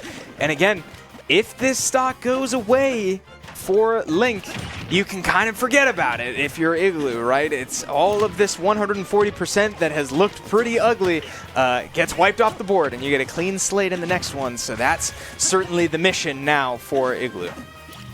Yeah, both players now in a very dangerous percentage. Anyone can die at any given moment. We'll have to see what the landing guard comes through, but won't be able to find an up smash and up tilt, whatever it may be. Going for that forward tilt, up smash ripped, and will be able to find that stock. Igloo able to survive with 3 when it looked like AK-160 was going to escape with another stock before going down. Yeah, again, it's that kind of decision making that this type of series is going to take, right? Just literally running straight at you and ripping an up smash to try to get out of that situation. And I mean, you said it when it was looking like AK-160 might just do it again. Finally, Igloo able to wipe that off the board. Again, like I said, get a clean slate, right? That matchup, as bad as it looked, didn't happen. That's no different than Willie blowing up Byleth in the first set or something like that, right? It's a 1-0. That's all that matters now. Yeah, and now, I mean, you're through the first player. It's 9-6, still in favor of the University of Michigan by, well, obviously 3 stocks there, but it feels like more with the way that these players have been playing, right? You have to expect that it's going to be Byleth to come in on Chris from Chris 64. It could even be a mix-up. We could see Min early. We could see Kazuya come through. We have not seen them in tonight thus far in that first, so we expected them to be that anchor, but instead it was a curveball, and an Inkling came in instead and did and got the job done up against Willie's final stock. So there's still a lot for Michigan to play with and kind of look for. It doesn't have to be set in stone that it is going to be Byleth to come through, although that is what I would expect. Yeah, that's the beauty of this structure, especially when you can build this type of advantage. They no longer have to take even trades. They no longer have to force themselves into uncomfortable situations. They can leverage their depth however they want, because only one of those players has been knocked out so far. So we await the decision from the University of Michigan as Shenandoah prepares to load back into the lobby, and I am very curious who this will be. Again, you said it, on paper I expect it to be Byleth, especially given that Byleth was able to get it done last time, 3 stocks into 3 stocks into Igloo. But again, thinking back on that matchup, it looked pretty Igloo favored until that second stock just evaporated. Yeah, I mean, the short hop bait with the down air, the potential of that shield break.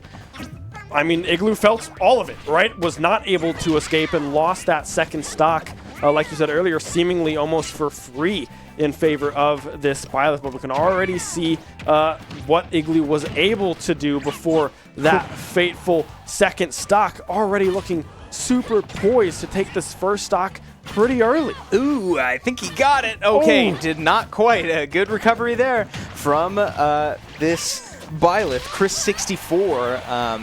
But now, Igloo, again, poised to just go off and take the stock. I mean, Igloo clearly very comfortable into this character, very comfortable into this player, but just has to avoid those situations where he's shielding and has Chris 64 short hopping beneath him. Again, I'm noticing our overlay says min squared. That is, that's not true. This is Chris 64 on the Byleth, but Igloo really starting to cook. Did take some damage there while I was yapping, but still in a great position to, again, just close the gap a little bit. Yeah, great extra credit on this third stock. That's the first time we've seen the bow used for a potential ledge guard. That'll be some tilts to some up airs, a forward air as well. Oh, goes for another, but cannot quite find it. And no jump available from Igloo means that that stock will be lost, but still plenty of extra credit built up. Let's see if they can cleanly secure these last 2 without losing a second. Yeah, again, it's the little things for SU, right? It doesn't matter how well you took that first stock if you're sort of handing them back the other direction. So now Igloo evening this percentage up, and not in a great way. Chris 64 racking up 100% now onto this Yoshi, and gets a scary one, and the falling up air connects on that last hitbox, and in the blink of an eye, Igloo is down a stock in this head-to-head. Yeah, 128% built up. You can already see the ledge guard very very heavily in favor of Chris64 thus far, but you can escape with this stock. You will find Willie in this pretty much the same position that they found themselves in set number 1, but you have to find this stock, and right now Chris64 playing super well, being able to catch landings and find the momentum, the chases, the ledge guards, whatever it may be. The up air connecting, won't opt for another one, we'll just toss that one out mid-stage, but we'll have to see what Igloo can do. Very dangerous percentage going for the kill, and will be able to find it and recover safely. It'll be interesting to see if Igloo can come back with yet another one. We've seen Igloo be able to do that before, but the back air connecting, that will be that stock gone, and Chris64 surviving with 1. Yeah, how about it from Chris64? Not phased at all after how that first stock went. Again, just sort of evaporating. That second stock was hardly touched along the way, and it all stemmed from just a bit of an overcommit from Igloo on his first stock, losing his jump, going off stage, and not being able to make it back. And then again, that second stock going completely Chris64's way, only getting hit by a couple eggs and maybe a sour spot in air or two. So very poised play from this Byleth player to not shake in the face of adversity on that first stock and claw all the way back and remain in the game with 1 stock left going into Shenandoah's last player. Yeah, Willie, the last line of defense here to keep their playoff hopes alive here in Division 1 NECC playoffs as we hop into some of the replays of that matchup. So it'll be interesting to see what Willie goes here. It could be either the Kazuya or the Terra. I do believe we did get a sneak peek at a potential Terry selection instead of the Kazuya, so we'll have to see if they opt to switch off of that one. But with these large stock deficits, this is something that we've seen Willie go to time and time again. Yeah, it's not a huge surprise. I'm very curious the reasoning, if it's just Min specifically, or maybe the inkling in the back was enough to switch off the Kazuya. I guess we'll have to wait and see as we leave that replay and get ready to go into live game here with Chris64 hanging on to 1 more stock, and Willie eyeing the same exact situation we just watched in set 1. 7 stocks ahead of him, this time around on Terry instead of Kazuya. You'll have to see what Willie can do here on this Terry. Definitely a little bit, a similar game plan, but not as deadly in the combo chain section that Kazuya find themselves in, but has plenty of comeback mechanics as well with the Buster Wolf and the Power Geyser.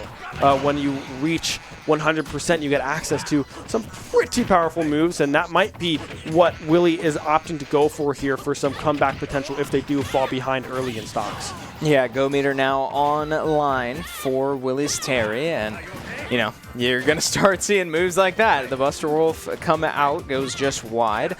Down air coming out for Chris64, and again, you see the end lag for that. Up air connects. It won't connect the second time, but side B connects on the landing, and Willie now in some trouble here. It does make it back to stage, and we reset a little bit, but 148%. Again, it might just take 1 interaction to get rid of this stock, and that will be the one that Willie needs. So, able to hold on to that stock through 150%, but again, just like last time, 1-0 is all that the scoreboard says, and now Willie only has 6 stocks to work through. Yeah, 6 stocks. Now you can see what Willie is going for with this Terry pick, but you do see a little bit of unease on the player cam coming through as well. Willie kind of rubbing his temple just a little bit, just being like, oh, not how I thought that would go. But hey, that stock done. You're back down to 0%, and now you have a Min and a Kazuya or an Inkling waiting here in the wings for you to face and continue your reign of terror that you have been able to put onto people all semester long, right? So we'll have to see what the response is. I'd expect it to be Min on from Min squared, so we'll have to see how that matchup goes here in this Terry. Something worth mentioning as well that I don't think was really covered in the pregame. This is double elimination playoffs as well. That's something that I just remembered. So no matter which team goes down here tonight, their season is not actually over. That's Shenandoah plays again on Thursday. No matter the result of tonight, just depends who they'll be playing on Thursday. Await the results of tonight. So worth mentioning. I just don't think it would have been in the graphic that we showed earlier, but I remember that when I was on that screen that I didn't mention it. So a bit of hope for SU maybe now on the back foot, like not eyeing the end of their season just yet, but still plenty of Smash to be played. Willie, as long as he's in the game, there's a chance. And I've been bit too many times thinking that he couldn't do it. Yeah, so anything's possible. Yeah, it does look like the answer from the University of Michigan will be Min Squared on the Min going up into Willie's Terry this time. A little bit more leeway in the range department. Terry does a little bit better into some of these matchups, being able to get in the air and move a little bit quicker and have a much better aerial approach than Kazuya is able to have, but still a tough matchup for this character. Absolutely, yeah. It's going to be hard for either Kazuya or Terry to deal with a character like Min, but here we go, right? Gonna have to figure it out, and Willie, on his way, does still have the jump, and Min again with a great recovery, not in trouble just yet, but how about it? 80% to start this thing off, and a fast fall down to the stage to keep this thing rolling, make it 100% now on this Min, and forced to recover into Terry. Great SDI there to get out of the jab power dunk. But now Willie, again, gets behind, has an opportunity. Shield poke does not confirm with the rising tackle, but 130% jab power dunk does connect that time, and will take that first stock pretty cleanly. Yeah, one stock already off the board here in favor of Willie. We'll see what Min Squared can do. Another power dunk, able to SDI out of that one yet again, falling just below that hitbox, but kick flips, everything going in favor of Willie right now, trying to survive with potentially, it almost feels like it could be. Whoa. Oh, that is an unfortunate SD coming through from Min Squared there, setting up Willie for a potential 3-stock now into this Min. Yeah, all of a sudden you're looking down at the bottom of your screen and you're seeing that these players are basically even percents. Willie has actually taken the lead on this last stock, and just like that, you said it. I mean, I don't want to be the one to jinx it. But Willie on the precipice of a potential 3 stocks to even this at 3 stocks with one more player remaining. The auto turnaround, not enough. The rising tackle does not kill off the top. This is normal Battlefield. So 130%, not enough to lose the stock, and Min Squared now looking for it all just to try to get on the board before this final player from Michigan comes in. You'll have to see what the ledge guard looks like here from Willie. Oh, what was going that? For tilts. We'll be able to find the forward smash, and that will be 3 stocks in favor of Willie. And now, all of a sudden, you're 3 stocks to 3 stocks in a momentum swing for SU. I mean, I don't know. What did I just say? I've been bit too many times thinking that he can't do it. And all of a sudden, again, job's not finished, right? We have an even 3 stocks to 3 stocks, and we did not get to see much of this Inkling player in set 1, if that's who we're going to see again, right? Maybe that was a Kazuya decision. We know that Michigan has some serious depth, but how about these replays? How about these 3 stocks from Willie, completely unfazed by the moment and coming out huge in this matchup specifically? And a lot of this was just Willie's ability to approach the Min. Had so much more agency in the air, and Min didn't really have a response to it, was not able to keep the Terry off of them, and Willie was able to take full advantage. Some nerves showing through as well for Min Squared with that SD on that second stock. Willie starting to heat up here and on the brink of forcing a set 3. And hopefully breathing some life into this Shenandoah team. If Willie's able to steal this second set and keep Shenandoah alive in the upper bracket, give everybody one more shot at this Michigan squad.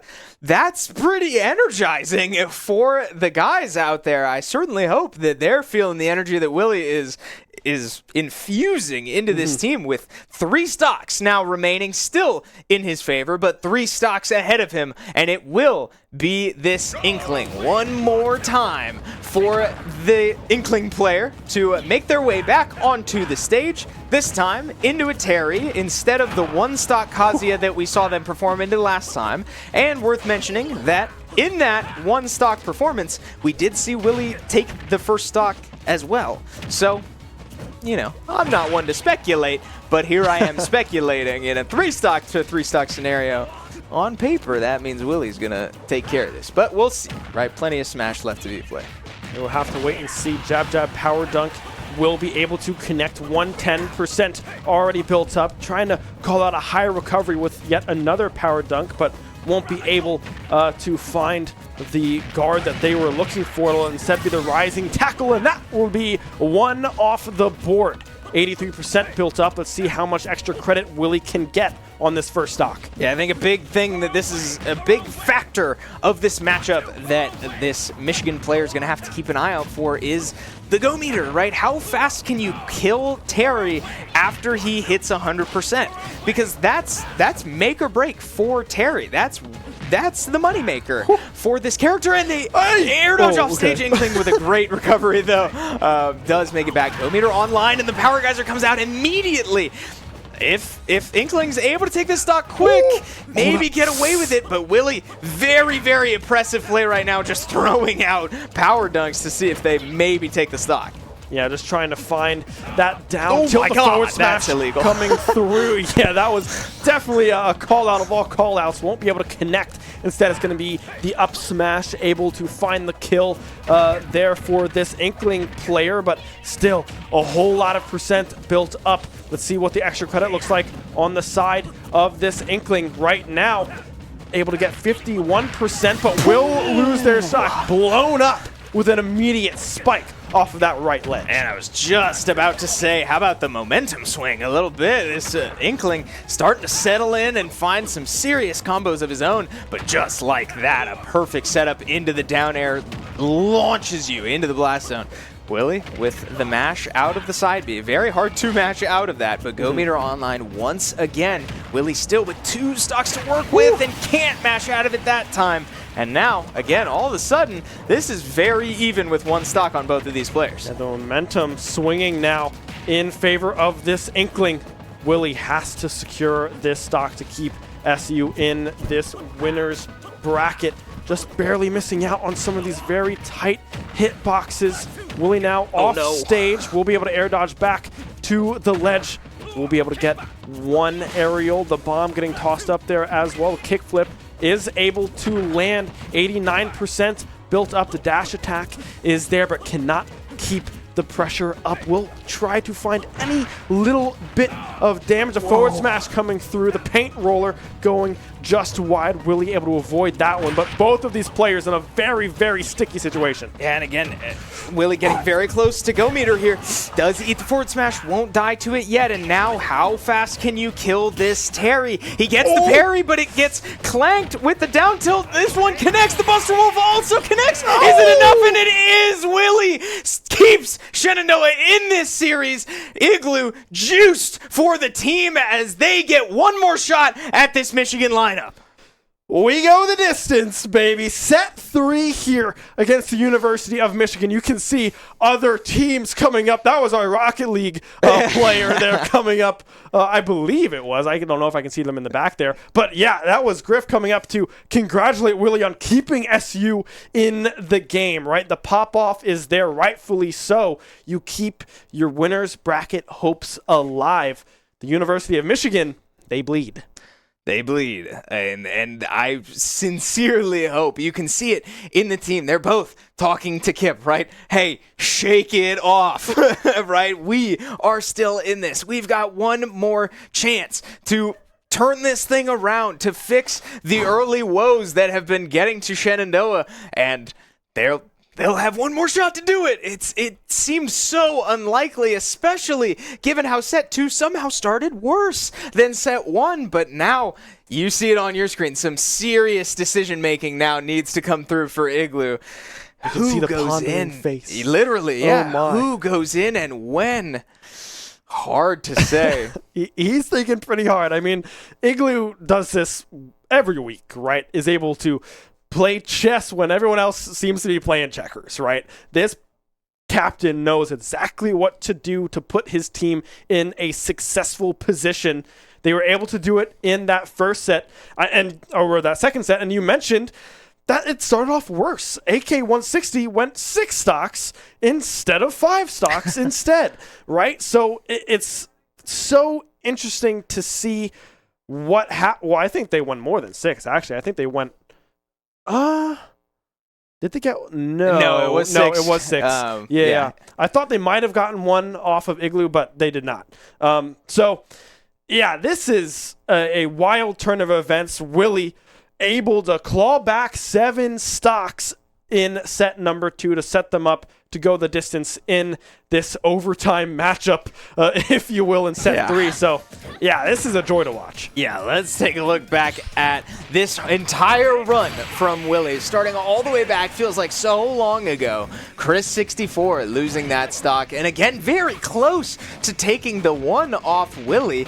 Again, the little things going SU's way on this final run, and now again we'll get a replay of this second stock from Min Min just finding their way off stage and waiting a little too long to recover. Little things going SU's way, again, specifically on the back half, right?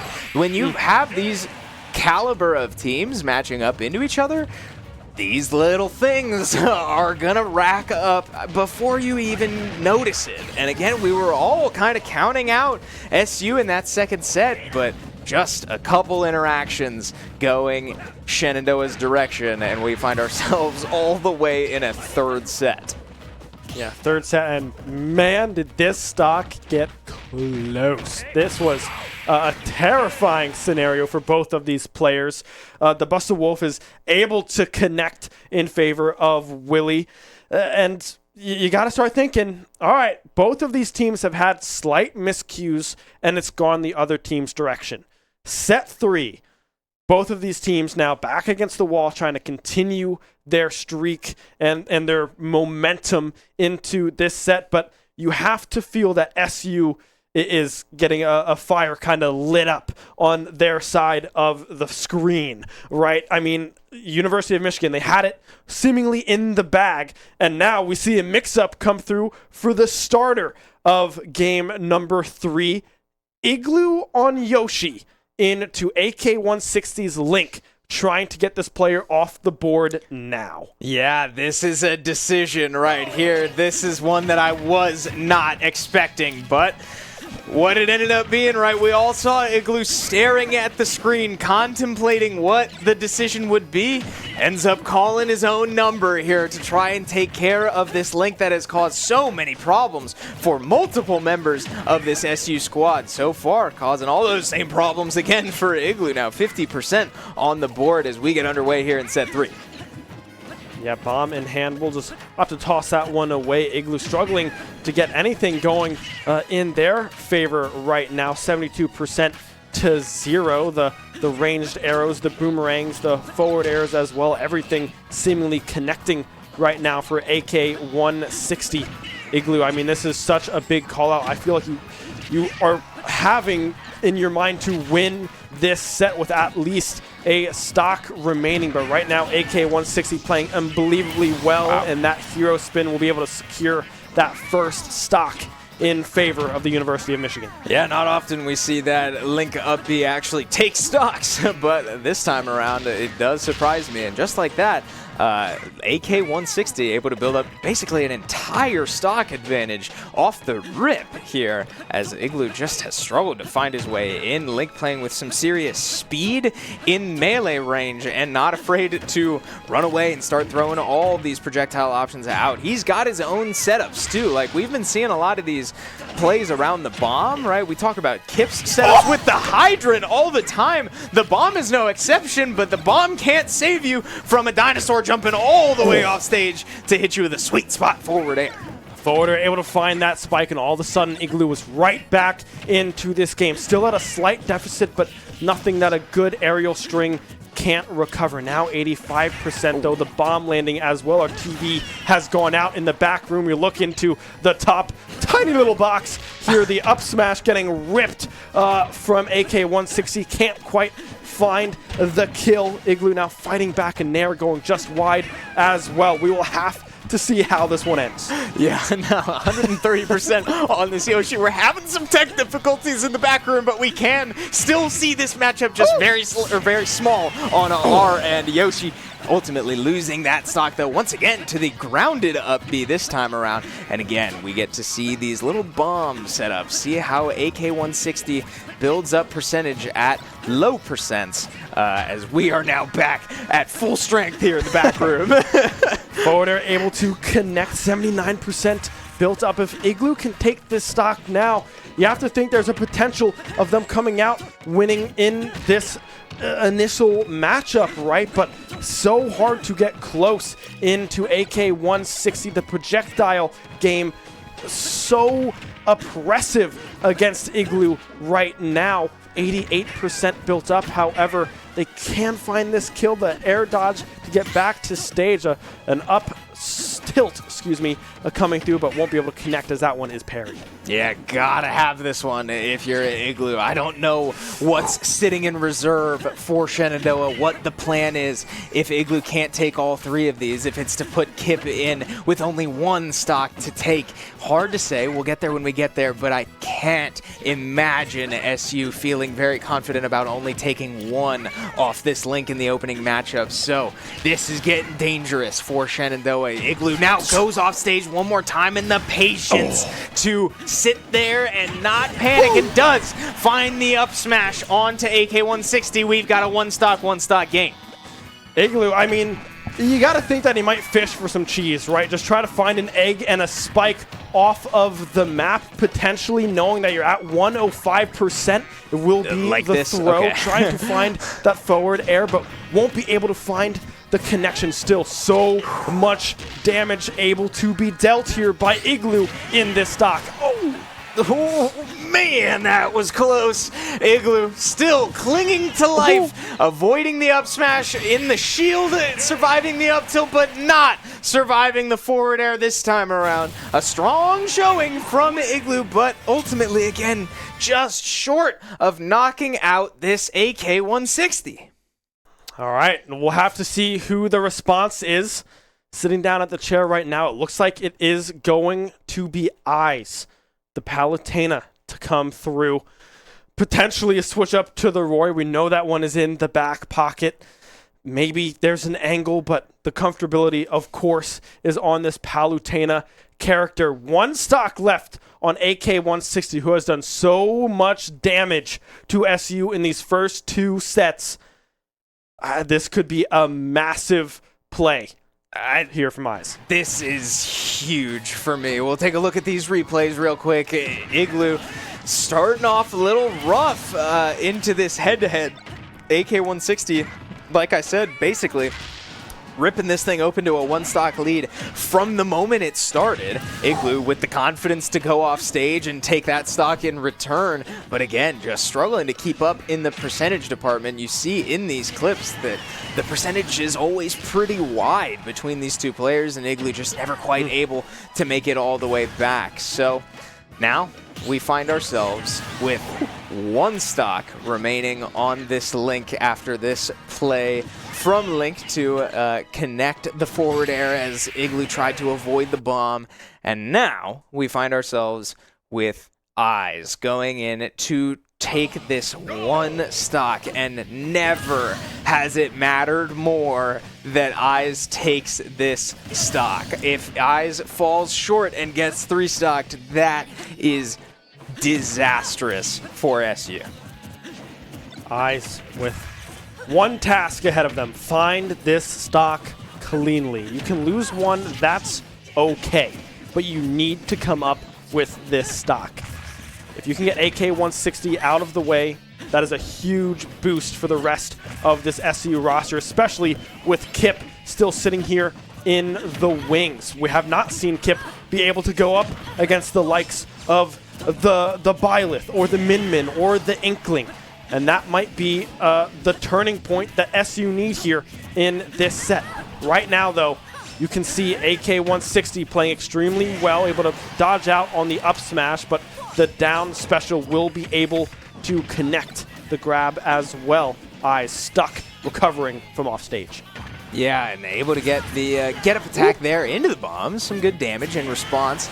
The grounded up B does connect. But yeah, I mean, I think the roadmap is pretty straightforward for SU. We haven't seen Kip play into anyone except AK-160, and it hasn't been working out for Kip. So let's give him a different matchup. Igloo and Eyes combined need to be able to take out this player to give Kip the opportunity he wants to try and succeed in this series. But so far, AK-160 doing what he needs to do to keep hope alive for himself that he might just walk away with the 3 stock here. But Eyes finds their Nair, finds another one, 80%, and has a bit of an advantage here, being below Link, but not for long. Yeah, trying to go for these Nair fishes as well as the up airs on these ledges. The jab coming through as well. Neutral B trying to get some chip damage, find an opportunity to approach this Link. 92% built up, the up air connecting now.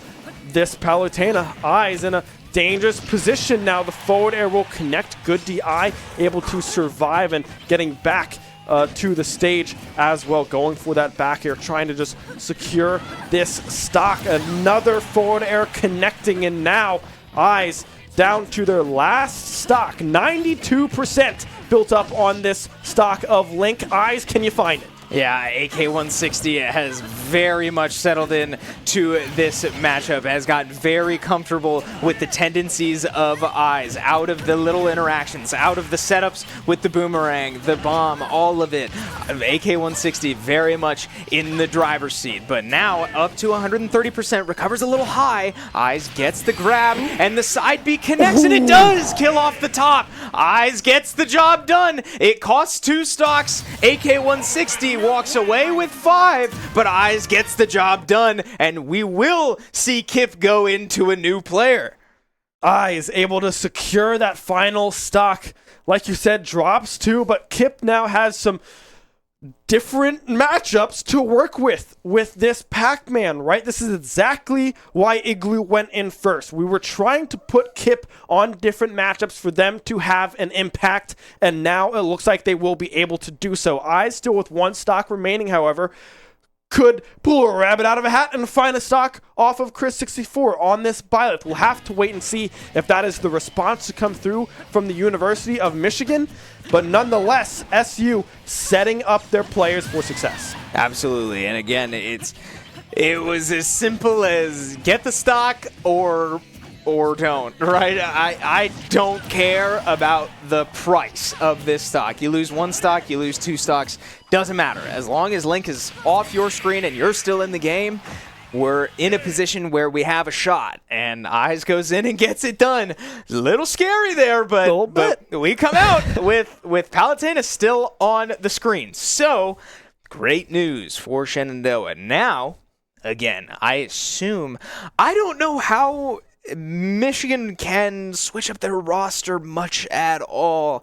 Like, it worked in set 1. Mm-hmm. Again, the little things go SU's way the second time around. But I don't know how you can watch that and be like, wow, that was a nightmare. Yeah. We need to change something drastically. I disagree. I think we will see Chris64 come in on Byleth, try to just take care of business like they've been doing, and just clean up the little things. Yeah, I 100%. I mean, this roster has been playing extremely well. I mean, it went down to 2 stocks in favor of University of Michigan in that first set. 1 stock to 1 stock. Last hit situation in set number 2. And now they're running it back here in set number 3. It will be Chris64 coming in on this byleth to try to secure this last stock against Eyes. Now, Eyes could do something crazy here and come up huge for SU and pull off a 1 stock here up against this byleth. That would be an unbelievable turn of events for this rookie to set SU up back into even more favorable position. But you got to find the damage first, and right now struggling to get in close after those projectiles from that earlier seconds of this matchup went through. Yeah, and if you're Michigan, again, all you're looking for here is to make him earn it, right? If he's going to take a stock, make him earn it. Do not risk an SD. Do not get too comfortable off stage trying to take care of this Palutena quickly. If Eyes is going to do something crazy, he's going to have to earn it. So this time around, he will not, as once again, Chris64 going for the down air out of the up B. This time it lands, and it will take that stock. All right, this is a new matchup now. Kip, the one up, sitting down in this chair. We've not seen the Pac-Man into Byleth matchup thus far tonight. But the way that Byleth plays, I feel like it might be advantageous to Kip with the Fire Hydrant. A lot of aggressive movement coming through from Chris64 that can easily be interrupted by a Galaga, an Orange, an Apple, whatever it may be that Kip pulls out of their rotation of games that they can sift through. It'll be interesting to see what this matchup looks like, but this is exactly what SU was trying to set up from the get-go.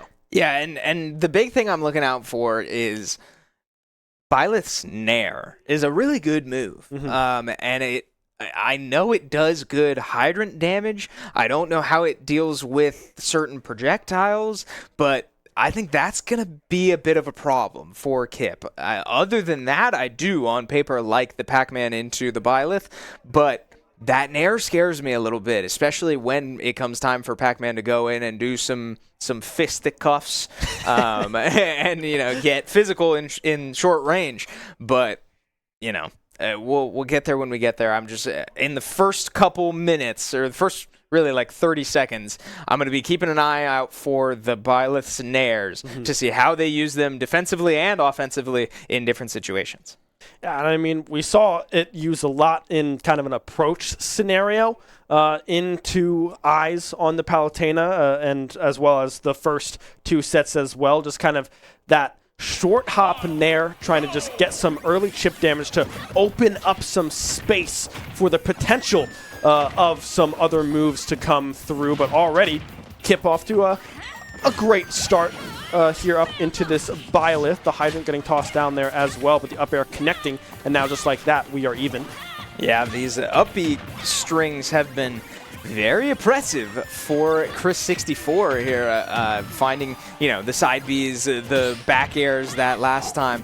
But again, falling with the Nair, a very smart and safe decision for most Byleths. We see it there again. It's a huge hitbox. It's got a lot of hitboxes, but Kip now up 130%. Byleth jumps and grabs the bell, and Kip's grab goes wide, able to parry out of a very uncomfortable situation. And Kip's still in the uncomfortable situation, but finally gets a grab, throws Byleth off stage, and we get to reverse the roles. Bell in hand, forward smash, bang. That's 1 stock off the board, Byleth. This matchup, a little bit different than the other ones that you have had to go into, namely that Yoshi. Kip doing a great job at finding that stock. Let's see what the extra credit looks like here today. Right now, not going for any hydrants, no farms. The back air connecting, but a great DI to come through will be able to allow Kip to survive and try to get some more extra credit off of this first stock. Man, how crazy is that almost killed, and that one too. These sweet spots from Byleth are so dangerous. If a player's able to line them up consistently, Kip getting away with robbery right now, up to 150%, but little things like this can make or break these crew battles. This is a massive moment that I want all of you to pay attention to. The fact that Kip is still alive with 3 stocks and has an opportunity to make up some ground here could be huge. Does finally lose it to his own hydrant, but we'll see if that maybe is a difference maker the longer this goes on.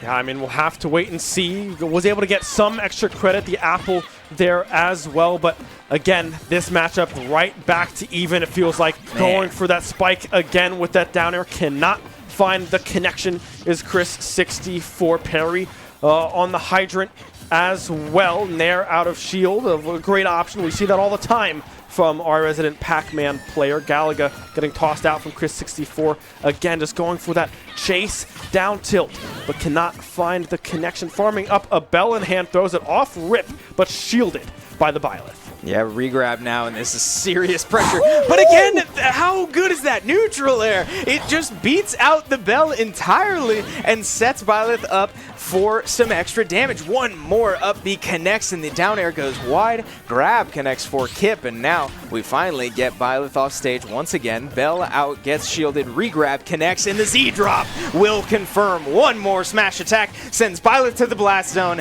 and we are 1 stock separating this Byleth and Kip and this Michigan roster's 3rd player. Oh no.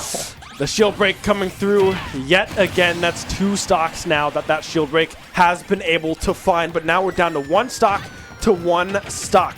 Kip, this is the matchup that you were looking for all night long. Can you find the even win here up against this Byleth? Right now, playing well, but still very, very even in this final stock. Oh, gotta be careful of that one. The up B connects, down air goes wide one more time. Up B connects again, but the hydrant will bail Kip out of that one for now. Even percents, a parry to buy some time for Kip, maybe set up an advantage, but the melon goes wide, and now bit of a forward air string to get some percentage. Rolls right in front of Kip, but Kip not ready for it. Unable to punish, and now again the short hop pressure from this Byleth. Nair again doing so much work for this player, for this character. A very, very strong move, and now 100% on Byleth means we'll get 1 quick key, and the hydrant comes out, but just narrowly misses. We'll be able to connect up smashes there, and that will be the stock. Byleth off the board. Kip able to survive with 1. Now, 2 players remaining on the side of University of Michigan. We have Min and an Inkling. Min and an Inkling. We have to assume. And now, all right, Mango coming and trying to hype up the team. Inkling having to be the one to, all right, hang on. It's not over. This is not over. There's still plenty of Smash to be played, especially when you consider that the scoreline still says 4-6. That's not pretty for Shenandoah. Now, Kip with 1 stock and Willie with his 3, needing to take 6 collectively between these 2 players. But boy, did that feel like a must for Kip. This just keeps getting closer and closer. I don't know what to say right now. I mean, this is an incredibly close matchup between these 2 teams. Kip able to finally get over the hump of being held to 2 stock performances and a 1 stock performance, and now finds 3 and has some opportunity to really do some damage here in this series. Min Squared and the Inkling, who we still do not have a name for, not sure who this player is, but they're pretty darn good at what they do from what we have seen. The last 2 players that we know of available here tonight for the University of Michigan. And the Pac-Man Min matchup, it's an interesting one. Yeah, and again, I want to take a moment to appreciate that if you dumb this down to simple math, this is already the best situation Willie has been in through this whole series. With only 6 stocks left, and Kip an opportunity to make that even less. That's looking pretty good, especially coming off the back of set 2 when Willie went and took 7 on his Terry. I mean, it's uncomfortable now. Even though you're up 2 stocks, it's uncomfortable for Michigan, and you have to believe that the mental is creeping in, right? It's all of a sudden this team that from, I mean, the jaws of defeat, and I mean that in every meaning you've ever heard in your life, somehow clinging to life steals set 2, and all of a sudden they're keeping this way closer than they ever have in set 3. Mental's starting to creep in, and that's dangerous in a fighting game when you're out there on an island competing by yourself in these individual matchups.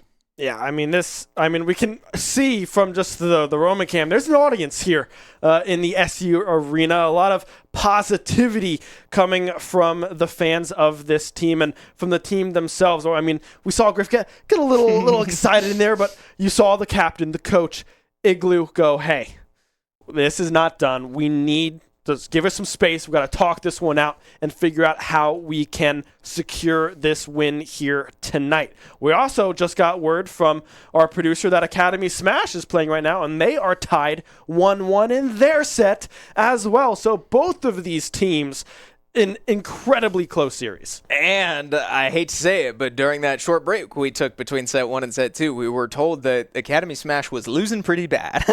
So yeah, that's true. Clearly they've made their way back. Similar storylines going on for our 2 Smash teams here in Winchester, Virginia, and we'll keep you updated on Academy Smash as we hear. But man, has this been exciting both directions. And now Michigan taking their time, and I don't blame them, right? You got to maybe try to ice the kicker a little bit because Shenandoah is looking pretty hot. And with Kip coming out, again, only 1 stock to work with into what we assume will be Min. I don't love that for Kip. I mean, again, I said it in the pregame. I don't love it for anybody, and maybe I like it more for Kip than other people, but again, with only 1 stock, it's hard to get my hopes up for this matchup. But again, all I can really hope for is that maybe Kip goes in and gets 1. Yeah. God forbid more. Then Willie is primed to go in and take care of business. Yeah, I mean, you got to think that if Kip finds a stock, that Willie can get the job done. We saw them get the job done from more of a disadvantageous. Yeah, there it is. Yeah, that was a weird word to try to say. But yeah, so we'll have to see what Kip can do into this matchup. If they find 1, massive. If they find 2, holy moly. If they 3 stock, what are we doing? That would be an unbelievable turn of events. And I mean, we know that Kip is capable, and it looks like the mental has swung for this player as well. Struggling in these first 2 sets, unable to really get that ball rolling as the starter in set 1 and the second player in set number 2. But now has the opportunity to really do some work for SU. Yeah, and there's a shining light, too, for Michigan, and it's that when we saw Inkling go 3 stocks for 3 stocks into Willie, it did take everything Willie had to come out on top. That was last stock, last hit. So if this Min knocks out Kip here, maybe has 2 stocks left, and Min maybe takes a stock off Willie, then that lightens the load quite a bit for the Inkling. But oh my God, we've got a mix-up here from the University of Michigan. They've decided to put Inkling in now to try to put this fire out against this Pac-Man. Now I'm curious how this matchup works, right? I'm gonna keep it a buck. I have no earthly idea. Yeah, I guess you can probably low profile with just the dash run that you have on a lot of the projectiles that Kip will be working with. I mean, just to tune into that music, by the way. P4, advantage. Of course, selected from Kip, already looking a lot better into this matchup as well. But this is what took Michigan a while. They were deciding, do we put Inkling in now and try to go on a run and set our Min up for success, or do we go Min now? And right now, it's a very, very even first stock. Yeah, and again, that's bad news for Michigan. If we're trading 1 for 1, that's a little intimidating. Knowing that Willie's in reserves, you need all the help you can get in the long run. Kip, again, just keeping himself in it. And I said it against Byleth, if he's able to hold on to these stocks, a huge get-up attack there, and the forward smash does connect. It won't take that stock, but the bell comes out, and we get an up B. Kip in some trouble now. Kip now has to try to find the recovery. We'll be able to get back to the ledge at least. We'll be able to survive. They were on top of each other for just a moment, and that'll be one stock gone. Forward smash through the hydrant. Inkling now down to 2. If Kip goes big and finds another one, holy moly, would that be massive. I'm trying to use some very specific words right now. I mean, Kip playing super, super well. Yeah, and lingering hitboxes are always the kind of thing that can catch you so off guard in this game. Kip forward smashing his hydrant to make his forward smash hitbox last longer. And Inkling falls into it, gets hit by it, loses their first stock, and now does land a forward smash of their own. Kip once again holding on to his stock, but eats that grenade and forced to recover one more time. Shields the down smash and has, again, another opportunity to maybe steal one more on his way out. Dude, goes for the rip of the forward smash, won't be able to connect it. Now, both players, again, in very dangerous positions here. The bell in hand for Kip. Won't be able to land it, goes onto the hydrant instead, but will be able to get back to the ledge. The bomb in hand, tossed out the bell, yet again not able to connect that one either. Both of these players, a very dangerous position. The key will be tossed out. Won't opt for the apple, will be the bell again on the ledge guard. Won't be able to find anything either. This could be huge for either of these players. Yeah, both of these players one hit away from death, and now Kip off stage and a little uncomfortable. The green fruit comes out and it gets parried, caught, and thrown back. Goes wide, 140% now on this Inkling. The apple comes out and is shielded. Grab goes wide, and the back air still not enough, 180%. Now on to Kip, more moves, all being whiffed from both of these players. The spacing from Kip has been crazy. The get-up attack connects onto Kip. The apple gets grabbed. This is so close. This is a pivotal stock for both of these players. Dude, oh my god! The hydrant connecting the Nair will finally go down, but what a performance from Kip! Oh my god!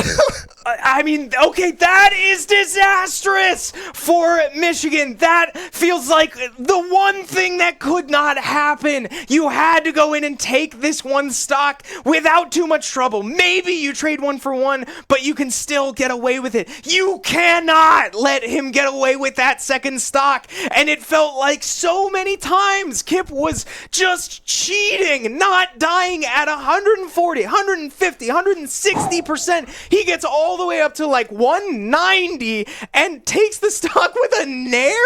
What? Dude, I mean, okay, it's far from over. I want to make that very clear. It's very really far from over. Needs to go through 4 stocks. Inkling down to 1, and we have to assume that Min Squared is the last player remaining on this University of Michigan squad. But if I'm not, all right, how do I say this?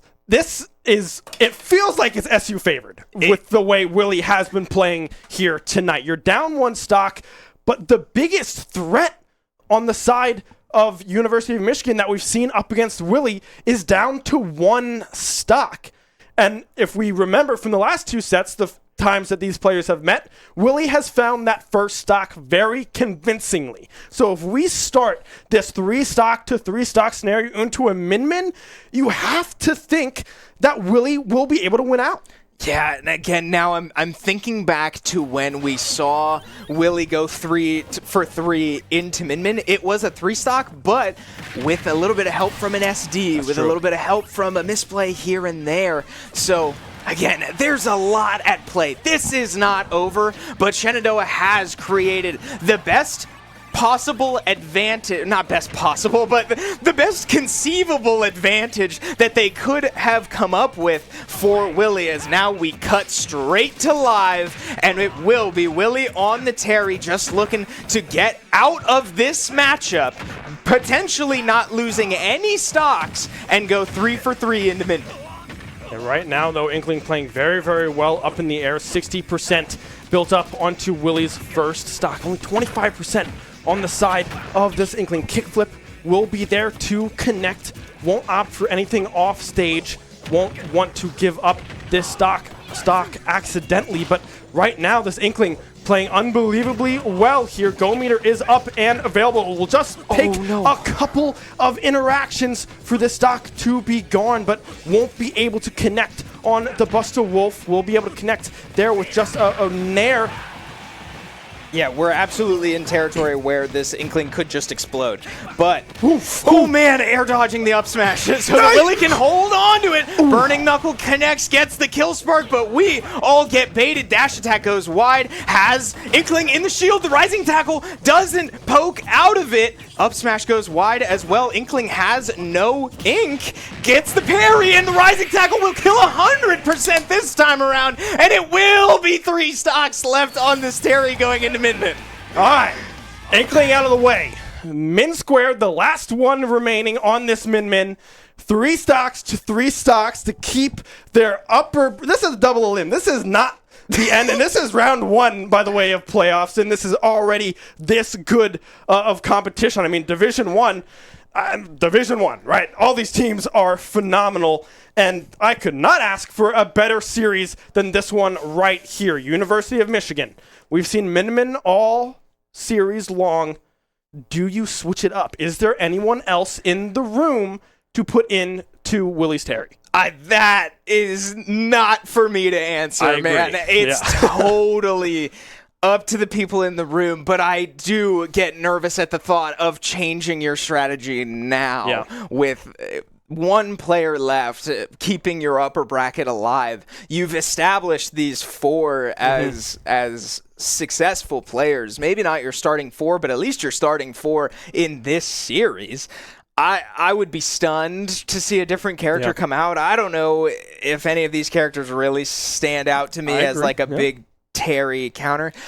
But you're so right. Like, on the back of everyone's mind right now, Shenandoah, Michigan, us back here, the production room, all of you watching at home, on the back of everybody's mind is that this matchup got played and it was a 3 stock for Willie. It was not even really close. There was that SD in there, and that might be more of a factor if that went down to last hit, whatever. Oh, now you really want that stock back? No. Willie barely got over 100%. He might have taken all 3 of those stocks without his go meter. I don't even remember. But my point is, that matchup looked like a nightmare for Min-Min. Are you confident enough to say that that was a fluke? You know, everybody has bad games. That's very real. But do you have the confidence to call your own number again in this situation into that same matchup and expect it to go so significantly better? I don't know. For me, I don't feel confident in the Min-Min going into Willie, given what we saw in that second set. I mean, the nerves potentially playing a role there in that SD, but still, it's so impactful if that's happening, right? You cannot get nervous up against a player like Willie because he will take full advantage of any slight miscalculation, slight misstep that you take. Willie will see it and capitalize with 30% or a stock in those situations. So this feels like a very, very hard decision on the side of University of Michigan, but I feel like it's the only one that you can make. I agree. And the thing on my mind right now is, well, you know, if it was nerves that, you know, sort of made you SD, made you play a little sloppy, when are those nerves going to be more prevalent than right now, right? You have way more pressure on you to perform than you did last set. Again, everybody has bad games. There's nothing saying that this player can't shake that off, can't lock in for one head-to-head into Willie. But, man, is that a hard question, and we still don't have our stage pick in, which really makes me think that Michigan is taking their time, talking this over, thinking it through, and maybe switching off Min. I don't know. Looking at the remaining characters, I feel like it's going to be Kazuya, right? I feel like Kazuya might be the only response to come through, and Willie knows all the ins and outs of Kazuya, being that is his main character. Terry is a secondary for Willie. Granted, good Kazuyas and everything can do wonders if it's in the right hands, right? But we still have a Falco potential. Okay, we just got a little bit of a sneak peek. It will be a switch up. This time, Ken will be the answer into Terry. It will not be the Min. Oh, dude. Man. I mean, okay, so I'm assuming this player is Chironic, maybe. Yeah, I'm not totally sure. I am assuming this is the Kazuya player on a different fighting game character, because these players tend to... Oh, looks like we will reset. Okay. But, all right. I, again, have to assume that this player is these fighting game players tend to stick with their characters, like it's rare that you see. There's a reason Willie plays Terry and Kazuya and nobody else on the team plays the fighting game characters. It would be weird to see somebody play Min and Ken. That's very different. But I mean, anything's possible, but unsure if this is a new player or not. Either way, it's a fighting game character into a fighting game character, which is always scary, because man, is it hard at the highest level for either of these players to really pull away one direction. Yeah, we hop into the 3 stocks to 3 stocks. Not sure who the player is. We just have them labeled as Michigan. So we'll have to see if that changes or if it gets updated somewhere along the line. But already you can see Willie playing with confidence into this Ken matchup. 60% already built up. A kickflip, trying to call out an approach. A clank there as well. Won't be able to find anything off of it. Both of these players dangerously, well, even right now. Ooh. Yeah, and this Ken especially playing very passive, I have to say.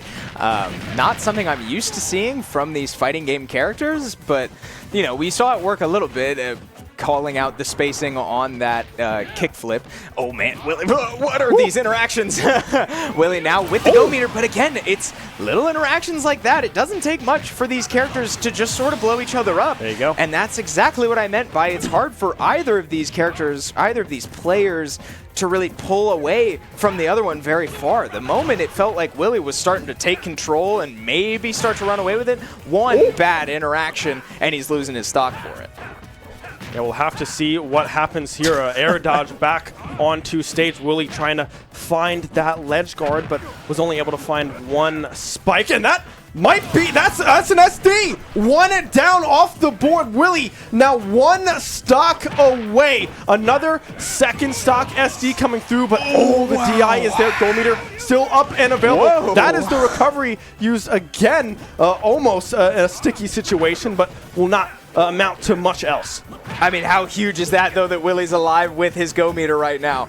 It's the answer for Terry. How well and my God, how consistently can you kill him when he hits 100% to not let him capitalize on those moves? But now 1 stock for both of these players, 1 stock for both of these teams, keeping them in the upper bracket of this NECC Division 1 playoffs. Ken off stage, Michigan's hopes sitting on the shoulders of this player. A lot of in-your-face interactions.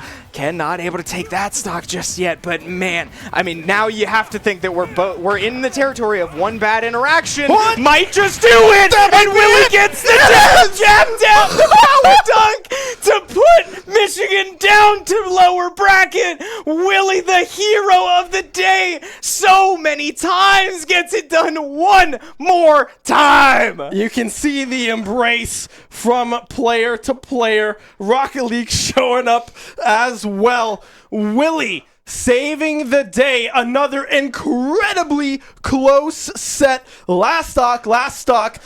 Borderline last hit scenario with Ken off the top, able to stay alive. SU 2-1. I cannot believe that series, man.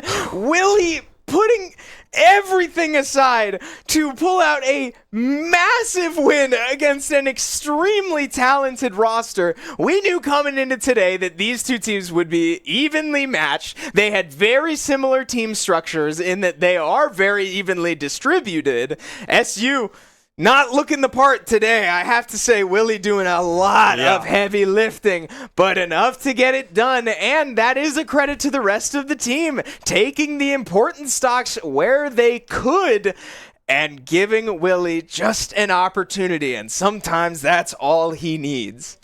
And you got to think the switch up early on, right? AK-160 out of the way early, unable to go on a tear in set number 3. Kip, a heroic effort against the Inkling. 2 stocks with 1 stock remaining. An unbelievable turn of events. Kip shows up out of left field, it seems like, in set number 3 and absolutely turns the dial to 10. That's a great point that I already forgot about. Kip taking those 2 stocks into Inkling again. It's the little things. I said it all day. Nobody was thinking that Kip could go in there and take 2 stocks off of that Inkling. Yeah. That would have been, that would have won the series. I mean, we were all thinking that when we were all expecting Min as well. But now, thinking, hindsight's 2020. That was really close there at the end, and if Kip doesn't take that second stock, doesn't get that Nair onto his Hydrant, onto the Inkling at 170%, Willie might not do it. It's the little things that this whole team combines to, they collectively are so much stronger than the sum of their parts, and it's incredible to witness week in and week out. Yeah, what an unbelievable performance. We have our MVP graphic here ready to go if we want to take a quick peek of who that might be. Hey, shocker, it's Willie on the Terry. 16 stocks taken, 7 stocks lost, 3 games played. What a performance by our anchor. I don't know if you guys could hear it if we turned on his mic in time. Spoiler alert, he is back here in the booth with us as we welcome you back to our caster booth. Willie taking some serious deep breaths. So you want to take a step this way. Oh my lord, dude, we cannot keep doing this.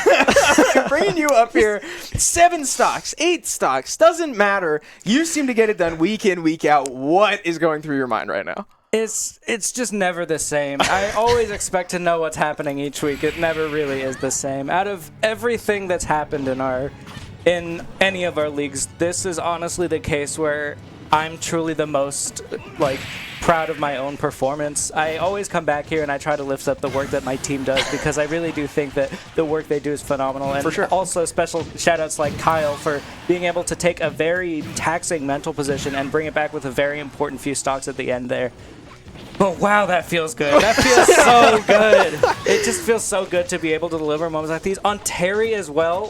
Terry's a character you guys haven't seen much of, if any, at all this season. And it feels so good to be able to pull him back out in moments like this where it's just back against the wall, and I know that I just barely don't get those 7 stocks in that first match, and I have to think, how do I want to approach this problem that they've given to me with all of these matchups that are so uniquely bad for Kazuya. And that play at the very end, Ken, that guy is a Kazuya main, so I know his team has a lot of practice against Kazuya. So all of that, it just gets me feeling like I have to play Terry. I have to go into this situation best I can, not look at any of the numbers, and just do what I can. And it's also really weird whenever things like this happen. I never find myself thinking about the possibility of losing or the possibility that maybe I won't be able to clutch this one out. I've had moments where that does happen, and maybe that does happen overall. But whenever I'm in these situations, I felt something similar to this in September of last year with Game Mason, an offline LAN we went to against GNU. But situations like that, where the odds are just so unbelievably stacked against us, it's hard. But I don't know what comes over me in moments like that. I just find myself not thinking about anything else. Like, I'm not distracted by anything anyone else is saying. I'm not trying to think about the possibility of winning, losing. All of that I feel happens either before or right after, where it's just sort of this release of like excitement and this feeling. Sorry, I'm trying to fill a little bit more. The highlight reel's still a little long. No, you're doing great. You're doing great. It's hard, but I'm so happy I'm able to do it. Absolutely. Yeah, I mean, what a performance. I mean, we go all 3 sets, pretty much last stock, every situation, every set other than Series 1. What were you guys seeing with the adjustments? We saw a different form and lineup of SU in every single series. What was the decision-making behind moving Eyes Up, starting Igloo in set number 3? What were you guys seeing to move around these puzzle pieces? So ultimately, I feel like we were just trying to find a way to eliminate the Link as quickly as possible, which ended up being such an insanely difficult task at the end of the day, because he was able to like just navigate around everything we tried to throw at him. And like that game 1, he sort of got the best of Kyle by just a little bit, and we had ourselves thinking he might be able to crumble if we sent Kyle back in a situation like that with like a mental reset. And even then, like, we were thinking like maybe try to get some momentum out of the way, like momentum issues out at the front, because Isaiah, he has a little bit of a struggling like time with some of these matchups. So we were trying to figure out where we want to place him. And I think he was able to get some really good stocks against the Link as well. I'm very proud of him for that. But it was just us trying to move our pieces in the least risky way possible. But ultimately, I'll give it up. That Link was putting through a very powerful performance every single time, through and through. I thought he might be a little bit shaken up after having to go game 3, but he was just right back in there. But it's so strange to have a player like that where it's like we feel like we're trying everything we can against them and we just don't know what else to do. And I guess it's moments like that where we have nights where we have wins like this.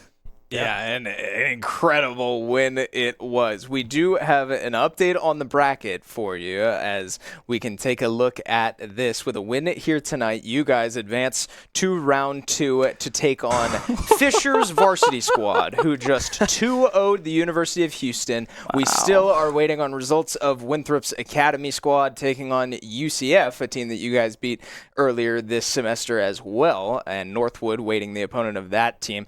So, you guys have played 2 different Fisher teams already in your regular season group, but I don't believe either were this squad. What's going through your mind? What do you sort of see in that team, and what can we expect from that matchup? Well, I honestly can't even find myself like wanting to tell you guys that it's going to be like a near impossible match for us, and we're just going to try to have fun, because it's like we're going to be playing against some of the best players in the world. Fisher Varsity is the premier Fisher team, and they have some of the greatest talent that's ever touched this game. Like, I believe their Sonic player quite literally won an S+ tournament this past weekend. Oh, my God. Beating players from all around the globe. So it's definitely not an unintimidating team. I'll say that. Sure. The familiarity of Fisher sort of gives me the foresight to know what's going to happen in the best and worst ways possible. But I can't even say I think we're not going to like do well and have like just an okay showing, because it really just is like the harshest fires and like the longest time in the lava that creates the toughest diamonds, I think. And if that's going to happen again, I'll just wait to see it shine. Yeah, I mean, what a performance from everyone. My last question is just if you have any comments about your team, your players, the audience behind you. We saw Rocket League captain Mango getting in with some positive words of encouragement, I hope. So, I mean, what do you have to say to kind of the people around you here tonight? Thank you to everyone who's helped push me to the position that I am right now. And if you guys like the show so far, I hope you guys stick around for the next part, because it's going to be better, and I can only promise that. Amen. And you won't want to miss it. What an exciting day for us back here, for us out in the arena, taking a incredible 2-1 series win over the University of Michigan. Nothing scares a Wolverine quite like a Buckeye. But if you enjoyed this show, be sure to drop us a follow on whatever platform you're watching on right now so you don't miss out on any of our future esports action. We've got Shenandoah Smash Bros. Still competing in 2 competitive leagues, as well as Rocket League and Marvel Rivals still barreling through their seasons. So you won't want to miss any of it, and we will catch you there. Be a friend, tell a friend something nice. It might just change their life, and we will see you next time. OH, baby.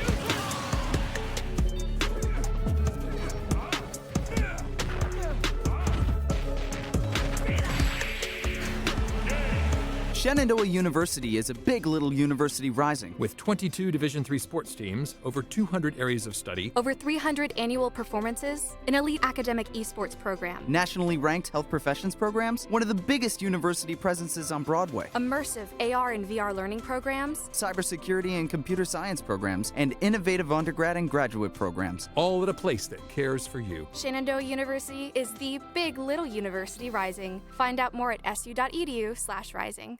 We have the Esports Arena right here on campus in Winchester, Virginia, and this facility acts as the hub for all esports activity at Shenandoah University. Students are able to use this space not just for competition and practices, but also as a living learning community and a sandbox for them to come and explore and practice and try out things related to and through esports in the gaming industry, so that they're getting that hands-on learning and the skills necessary to help them find a career by the time they graduate. We also have the professional level broadcast production booth, where we do all of our broadcasting and production, from casting of our games that we play right here on campus to working with outside entities to record footage for them as well. In addition to the space that we have here in the Esports Arena is the Esports War Room. Our students get to use that space for studying, but also outside projects. So our students get to use this space for professional development and the academic side of our esports program, which is such a critical component to go with that competitive element that we have.